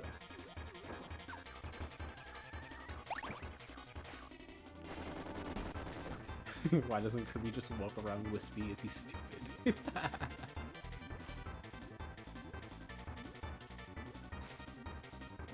I like the idea that like in every game, Wispy is just like completely avoidable fight, but Kirby's like, no, it's time to throw hands. Like Kirby goes out of his way to fight Wispy, and Wispy is just like freaking staring at him with his like blank stare. It's like, what'd you just say about my mom? The tree is just like silently looking. I think you said something about my mom. Or it's that one regular show joke where it's like, I think he wants me to put the hurt on him, or whatever he says. Before he throws Rigby into the trampoline and trashes the wall. Oh.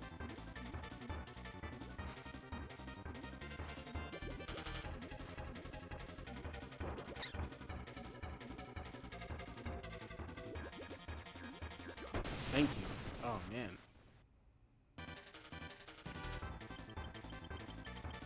Should really draw Kirby stuff more. I mean, yeah, it's fun.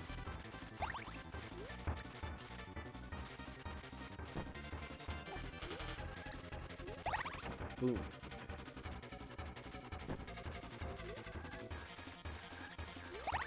Got him.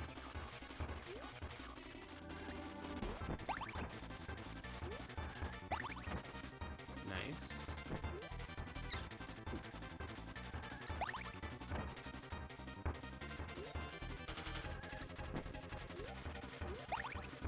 Dang it.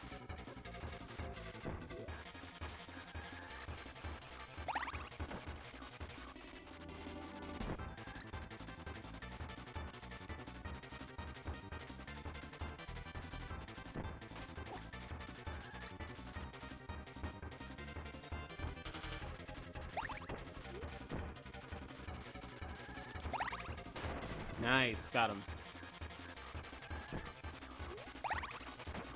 One more hit should do it. Sweet. Okay guys, it's just the credits. Don't go too hard on the music. How magicians to make the DLC credits. I'm telling you, man, Jun Ishikawa, it's a freaking legend. Oh. The only thing I don't like about this boss fight is that each boss is like 2 attacks. And it's just like, wait until he does the one attack. Ah! It's like 50-50 chance that he does it. If not, you gotta wait. And since I don't have a powerful copy ability, Can't just like get through it really fast. So I just gotta wait. It's kind of boring. Oop. Oh yeah, this guy has 2 things he can do. That'll like waste time. Where's this a girl? Because I know their name is Sweet Stuff. Ah. Wow. Okay, cool. Awesome. Oh, that actually is awesome. Thank you. One more time. Hey. Let me wait. Here we go. Actually, I should have swallowed a star. Yeah, it's fine.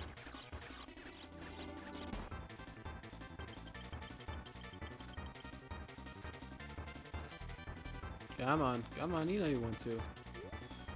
Actually, wait, not over there. No. Ah, dang it.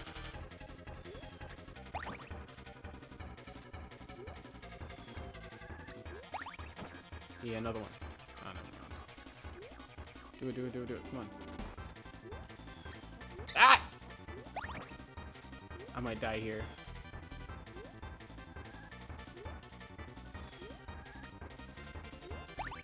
Dang it.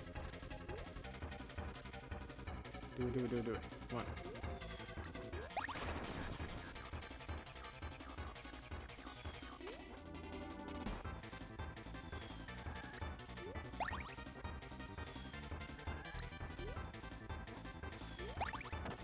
Dang it.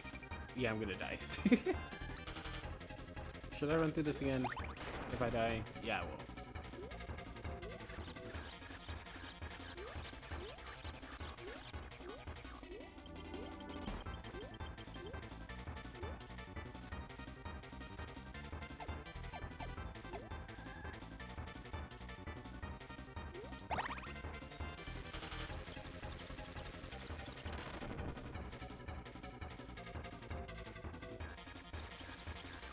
Yep, this is what I mean about the waiting. Yeah, it's like 3 attacks until he does the 1 attack. There you go.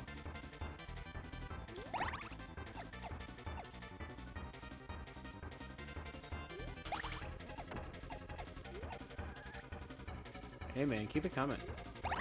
Thank you. You know, Kreko is such a nice guy. I don't know why people are saying he hates Kirby so much. He just gave me the free win.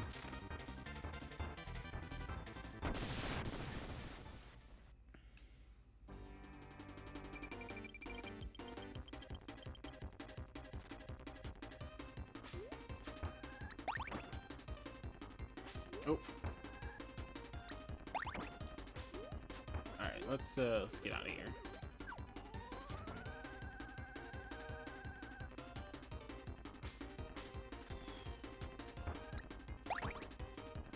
Oh, let's get out of here. I knew he was gonna do that. I don't like how he doesn't take out his hammer when he starts running.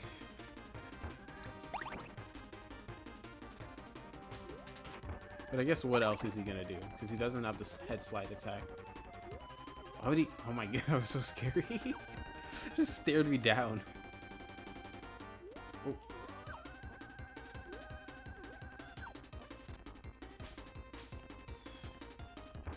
What is Dedede's hat based on?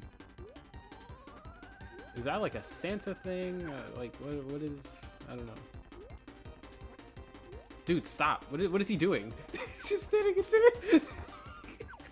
Why did he do that? He just stood there intimidatingly. Stared me down.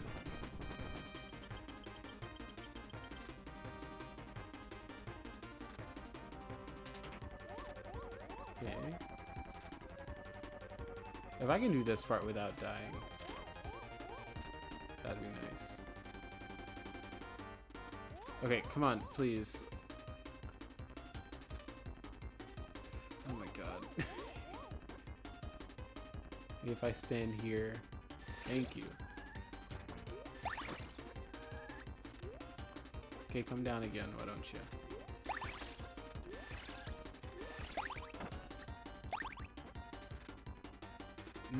Like those invincibility frames. Ah, okay, I died. Okay, let me do this one more time. Oh yeah, depending on who you die to, you get different art. It's cute. Okay, round 2.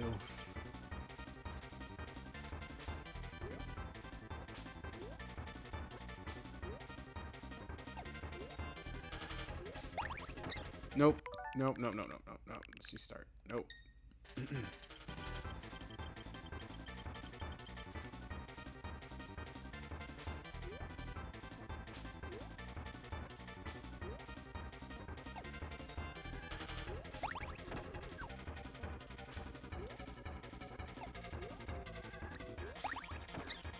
my god.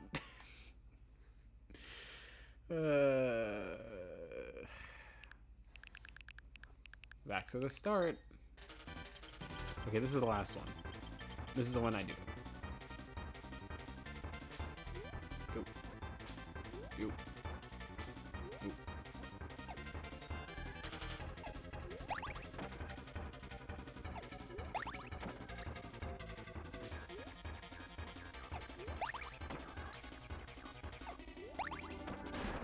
Nice.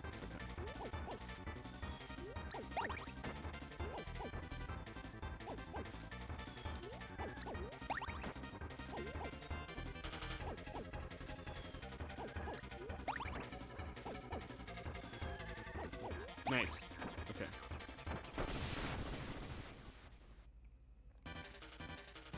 Another thing that confuses you is Meta Knight's wings. How come?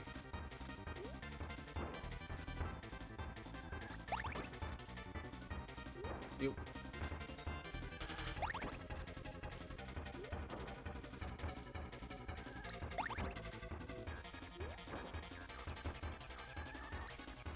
Let me see if I could use something.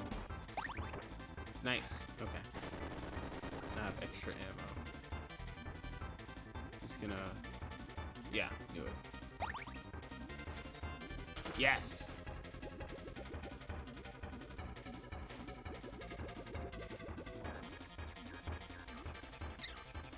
Okay, that's super cool and awesome. That's great. Oh, another little surprise.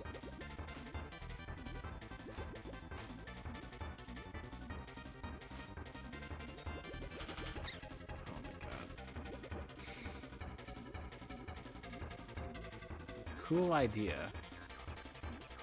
Just maybe not for this movement engine. God, this guy is such a nightmare.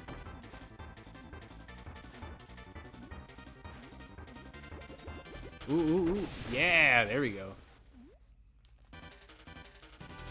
Hello, one duck.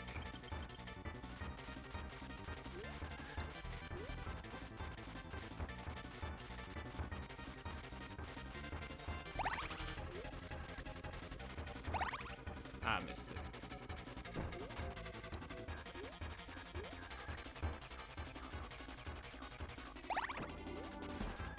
Ooh, nice.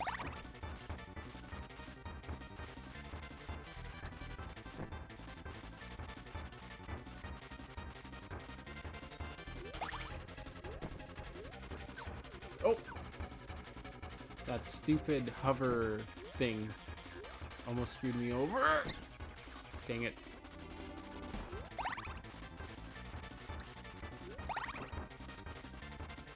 Okay, gotta focus. Oop. Nice. That's one down. Did I really not hit? What is this one? PonderCon. Oh, okay, well, now I know not to stand by the edge.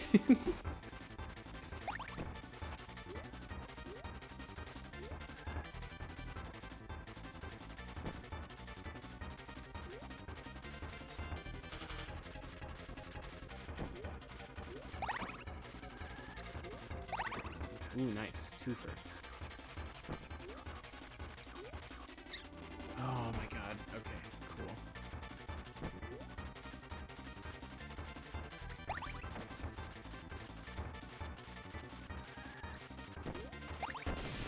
Nice. Okay. Hold on, wait. Let me read chat. I'm not sure if Meta Knight's wings are his cape or a part of him. Okay, well, Smash says it's his cape that transforms. So I'll go with what Sakurai says. He takes them off after death. Takes them off at death? Wait, what do you mean? Also, is he doing boss rush? Yes, I am. Do you think most of the world's population knows Kirby? Yes. Like this world's or Dreamland? Like Planet Earth or Planet Popstar?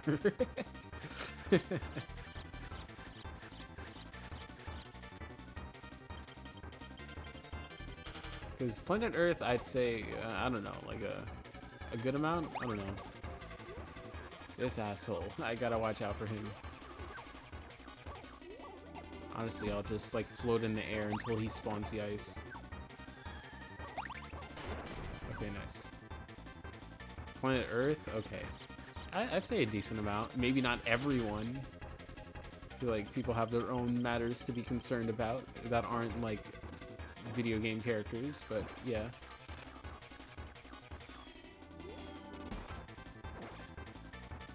Okay, cool. We're playing this game. We're have to wait for you to spawn the guy. Okay, cool, awesome. You know what? I'll just go over here. Yeah. Okay. Nice. Ah. Sweet Stuff, so kind. I see why they call you Sweet Stuff.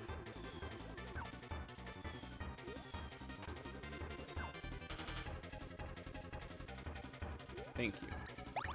Nice. Okay. 4 more hits for DDD. If I can do this in one shot. Mr. Shine and Mr. Brights. Come on. Are you serious?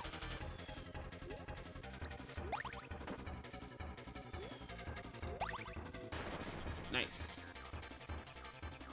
Not a perfect run, but better than nothing.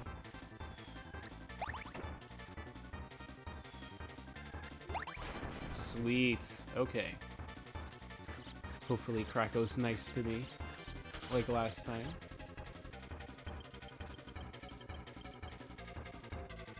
Such a good design, man. You know what? This is just like the original Dreamland. Because in that game, you just stand in the corner and wait for him to do his attack too. I'll give this game credit for the Krako Jr. idea too. Or I guess I should give Dreamland 2 credit. Either way, it's much better than him like spitting bombs. Ooh.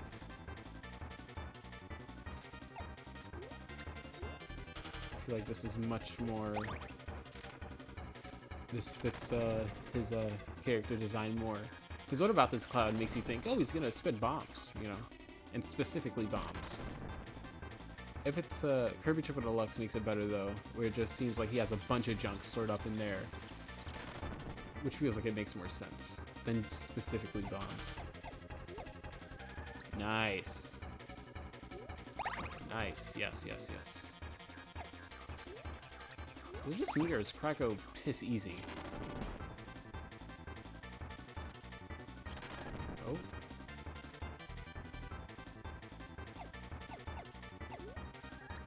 Thank you. Sweets. Okay. Don't forget water. Thank you, my friend.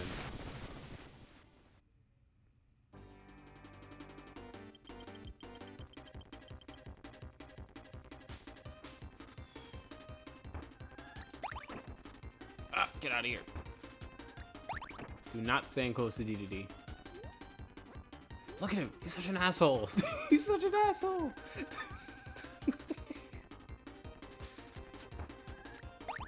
He doesn't give a tell when he's doing the hammer attack, so you truly have no idea what on earth he could be doing. And he just decides to stare at you. What a freaking asshole, man.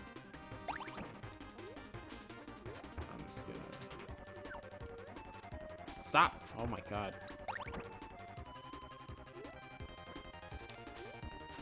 Okay, cool. You can start a run away from him, like into the wall. Do it again. Do it again. Even better. Ah, dang it. Thought I could get an extra star.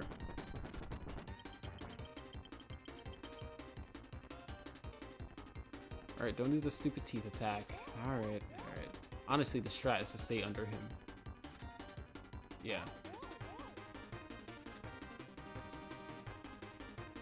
Perfect.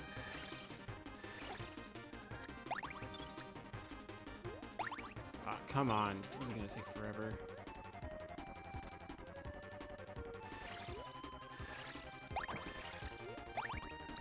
Perfect. Okay. Nice. Whew.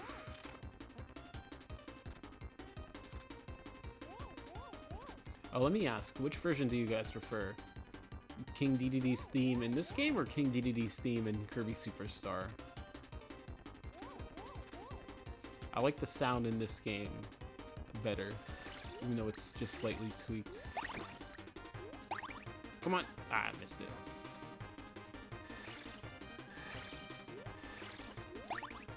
Nice, nice, nice. Come here. Dang it.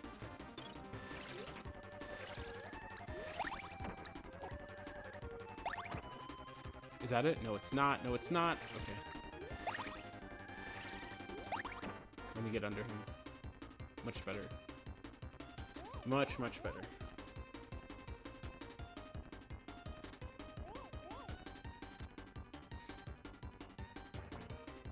I know I asked the question, but I can't read the answers right now.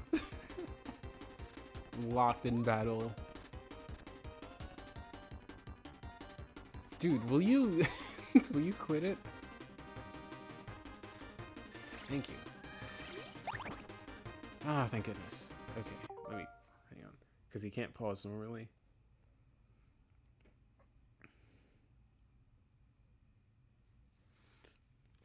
Hard to say I prefer this one though. Agreed.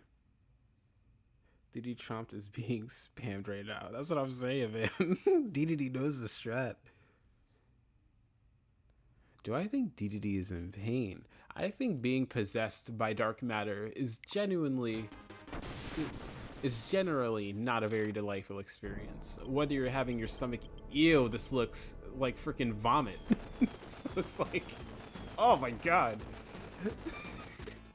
Get it off the screen. Oh my god. Ew. This looks terrible. Okay, gotta get out the way because he might back up. Okay, good, good. I can spam. I knew he was gonna back into me. I freaking knew it. This little menace.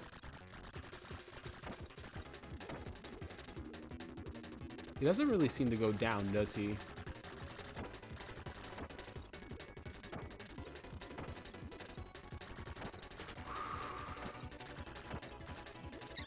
Ah, dang it.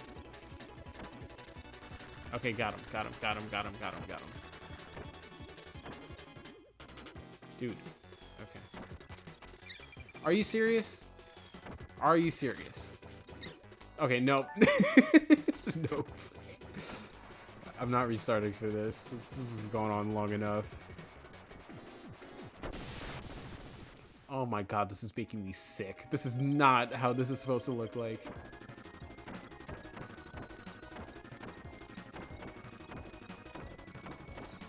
This is like almost as bad as the freaking color palette for Kirby's Dreamland 2 on NSO.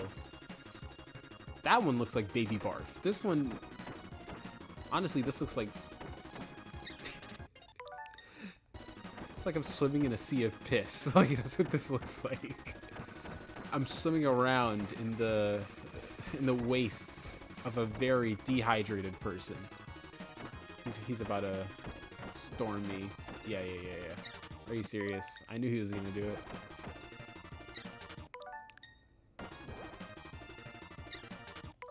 Oh my god. I feel so bad for this gameplay. I am so sorry. I promise I can do this. No hit. Probably.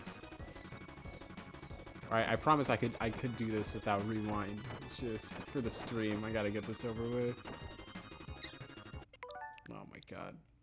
This is bad. This is so bad.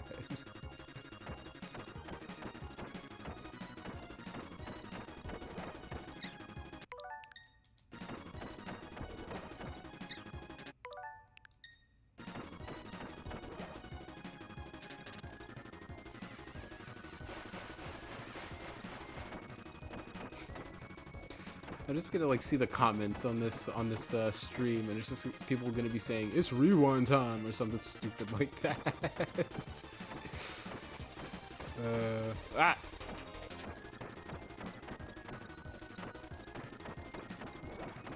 Oh my, this is terrible. This is awful. This is awful. Wait, does he come back? He does. I've never seen him do that.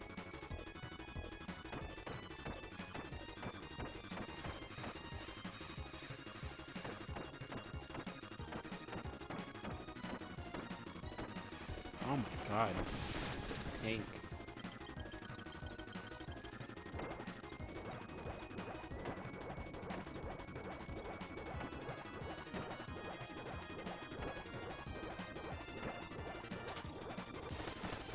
Finally, okay.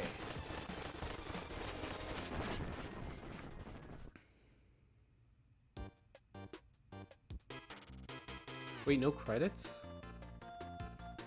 Or no, well, I mean, literally the credits, but... Oh wait, yeah, it's literally called Project Kirby 3. Someone mentioned that they don't like it when it's called Kirby 3, but I kind of like it. Someone in the comments in my last video. Anyway, you know, I thought there was gonna be like an end video. It's like, whoa, Kirby, like, destroys the hyper zone. I thought it was gonna show that again. Oh well. What they might actually comment for is if you die right here. Oh, I died a bunch of times. Whew, okay, now all we have to do is, what do we have to do? Mini games and the jumping thing, and then we get 100%. Oh my god, 3 hours and almost like 30 minutes. Gotta wrap this up. Thank you guys for staying this long.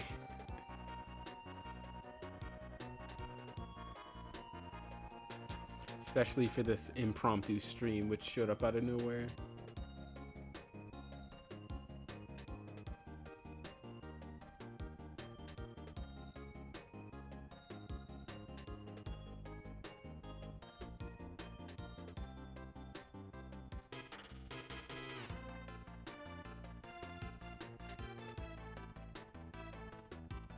This is one of my favorite Kirby songs. So good.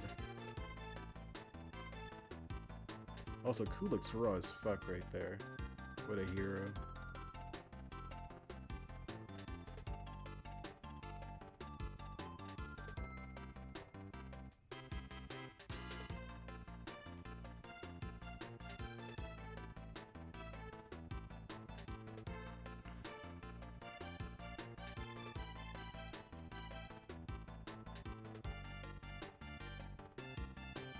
Oh, something about the old Rick design I noticed. He has a tail. He has like a little pink tail, but they changed it for Star Allies. Oh man, you know what? I never incorporate Zooey's like gooey split tail. I mean split tongue. What is that, gooey? Yeah. The split tongue, though, is kind of cool. I should draw that.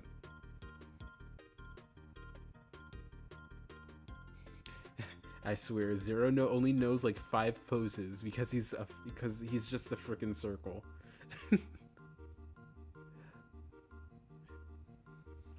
This part of the song is so cool. I'm gonna shut up for this one.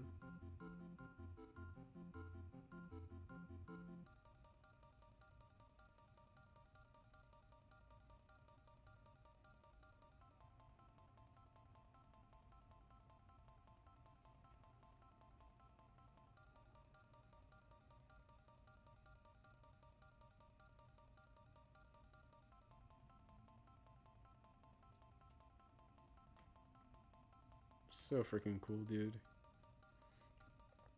Oh, also, a lot of people don't notice this, but when we started the game, Popstar had 2 rings around it before dark matter smashed into it and destroyed them both. But when the game ends, I'm gonna rewind. And Kirby restores the planet. Not only does it restore the 2, but it adds a 3rd one, you know, making things better than it was before. Very, very cool. Oh, no. We're good. We're good. Let's not do this again. Alright, so yeah, you'll see we're at 98%. So each of the extra bonus whatevers take 1%. Ah, I love this environment. Very cool. Normal Gordo.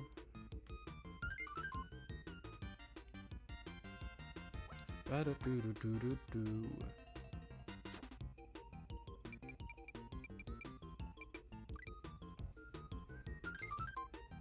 I'm surprised more people don't draw these like different Gordo designs.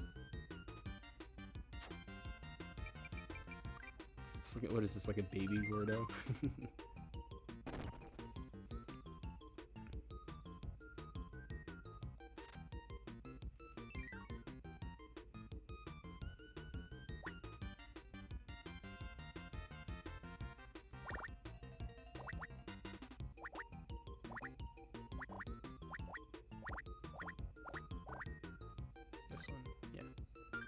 I remember someone in a comment thread of the credits music saying it was a good thing for SNES end of life if it's, well, yeah.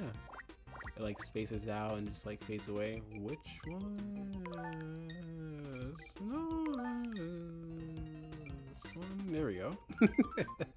Big fan of the long Gordos. Oh yeah. Forgotten Lands Gordos are really cool. This one. Bingo.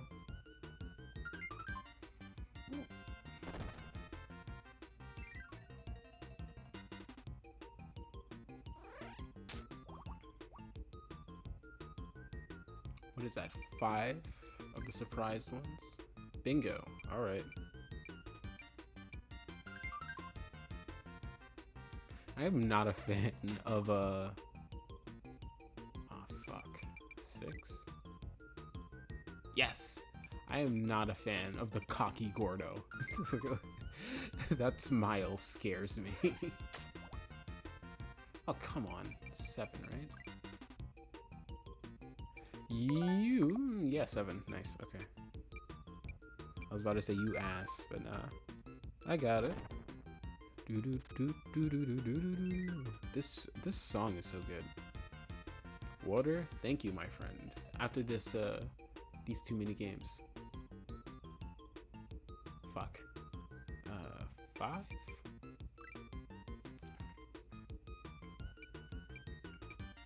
Nice.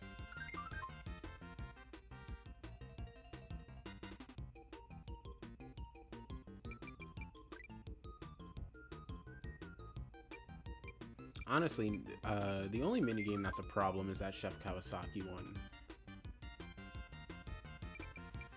4. Nice, okay.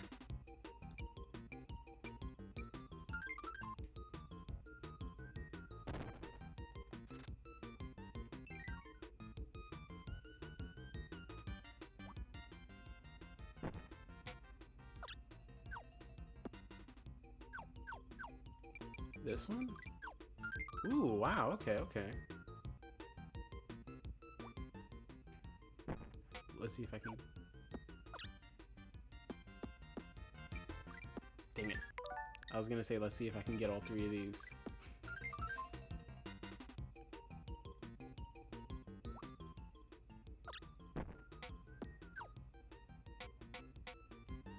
This one? Damn it.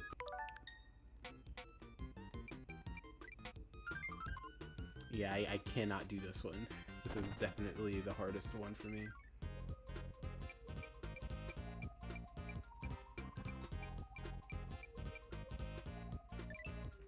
It's pretty interesting. They took like less than 5 things from Superstar in this game, and they all stand out. It's like, Chef Kawasaki, what are you doing here? Gourmet Race? What are you doing in Sand Canyon? Very funny. I also like this Kirby drawing right here. Very nice. They use a lot of Gordos in these? Yeah. I really like these Gordo designs. They're really cute. I should draw this. I actually like them all like hanging out like this. Super NES mini game 5. Oh no, I don't want to do it again. Okay, now only one left. 99.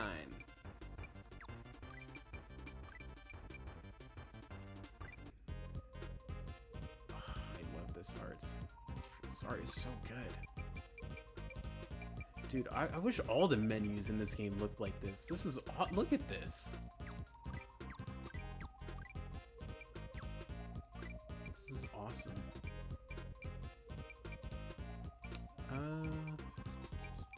Let's go with the one that started it all. Yeah, look at this. Gourmet Race. What are you doing here?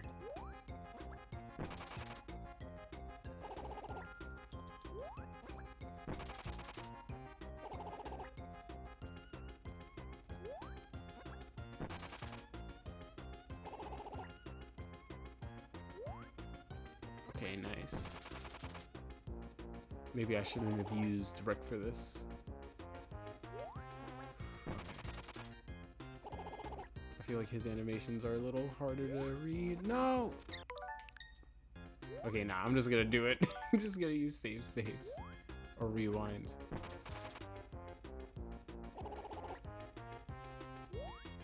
Nope. God, look at these devious fuckers. Look at them. When they're about to get a hit, that evil smile. Oh, this one I can do. Yeah. Oh my god.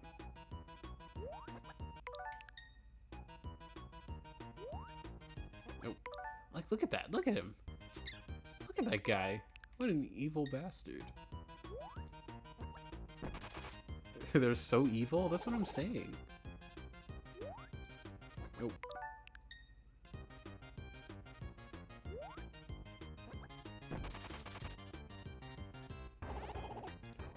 So when does this end? I forget.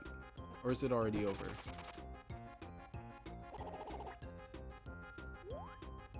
Let me see. I'll just die.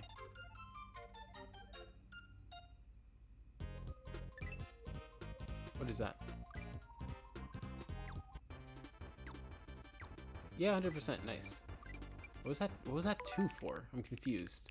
What is this? I didn't get to. What? Okay, hold on. Let's go back.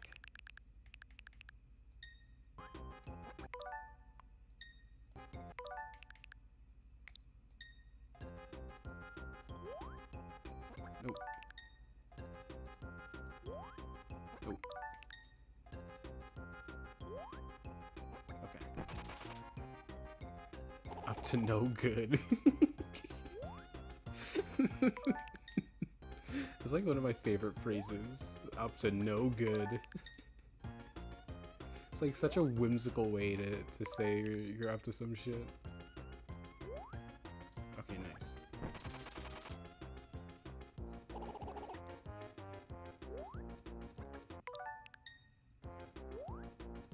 Okay, you know what? 2 more.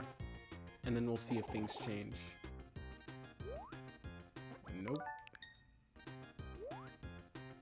Nope.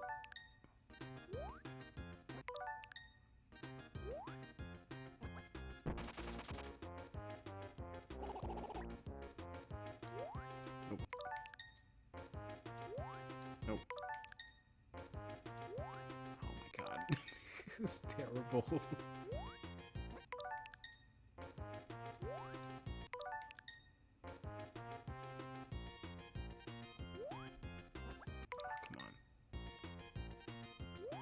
Nice, okay.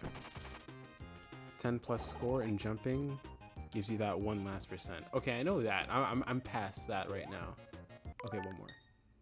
But it gave me like, it showed me like 2 tallies. One after this happened. Oh, that was 11. I'm stupid.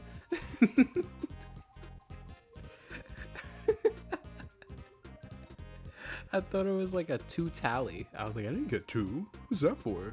Duh, we gotta test it. Okay.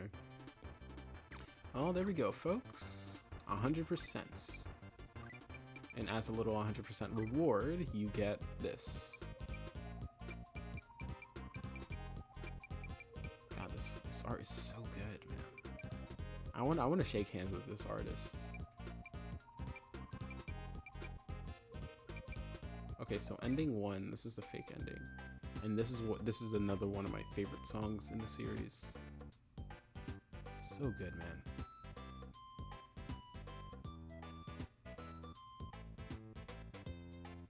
You know what? I guess we can just chill out here. And after this, I'll call it.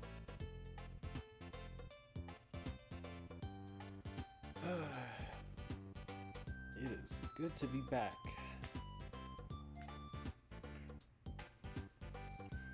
Excited to do another stream, though it probably won't be nearly 4 hours long. Enemy credits, correct. Void, I know you said you didn't play this game before, so I'll explain. If you don't get all the heart stars, you notice I was doing a bunch of stuff in the levels, like getting the mini games, rescuing random monkeys, popping balloons, that kind of stuff. If I miss one of them and beat DDD, then you get to these credits, and it'll show the enemies, and then you'll see at the end. But these are basically the bad ending or fake credits. Yeah, the artist doing this pencil aesthetic with all the pixels is insane accuracy. Yeah. I mentioned it in my video, but I think it's because of that pseudo high resolution technique or whatever, where they allow for dithering between pixels. And it gives, I think that's what makes the weird fuzzy look that you'll see on some of the stuff in this game. Like if you look at the bushes, the bourbons, if you guys remember those weird pillar things are called bourbons. But yeah, I think that's what gives the fuzzy look. So I think the artist was just like, wait, for real, dog? Yo, let's really dive into that. Let's make the most of it.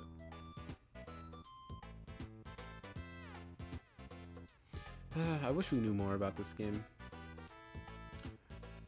because I think the developers had some really cool ideas that even though they weren't able to execute them perfectly or as gracefully as Superstar was, or some other Kirby games in my opinion, I think they're really cool and really unique. It's kind of weird that this is the only background that looks consistent with the other Kirby games at the time. Yeah, I mentioned this in my video, but I wouldn't be surprised if this is like a beta environment, just test things out to see if this art style would work, that colored pencil look would work. I wouldn't be surprised if they were just, okay, let's test out with the greens style from Superstar before going all in with their own art style. I wouldn't be surprised. And yeah, you get a cool little teaser for Zero. Very cool. Let me check something else real quick, actually. Okay, no, it's not what I'm thinking of.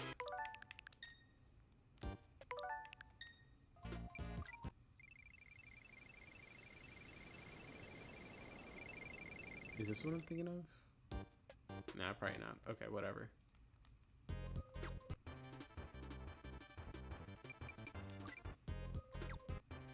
Okay, y'all.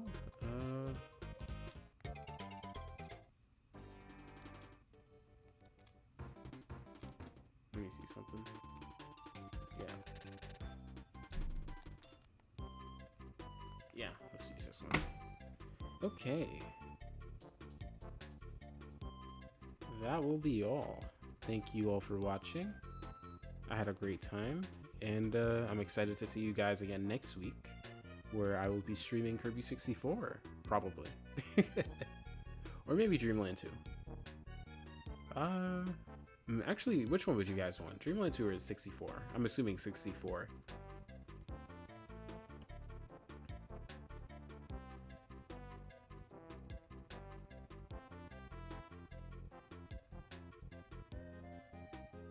Yeah, you know what? I'll go with 64. I think that's what people would want to see.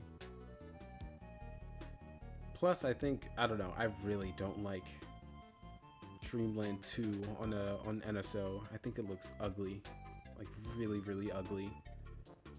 I think the Super Game Boy color, the Super Game Boy look the game had was really good. With like the monochrome palette. Ah, chef's kiss. I guess it's not monochrome. Is it monochrome to include black? I don't know. I'll have to check that. If you like have one color, but you also use black and white. I don't know. But yeah, nice to be back. Nice seeing you all again. Nice talking with you guys. And see you guys next time.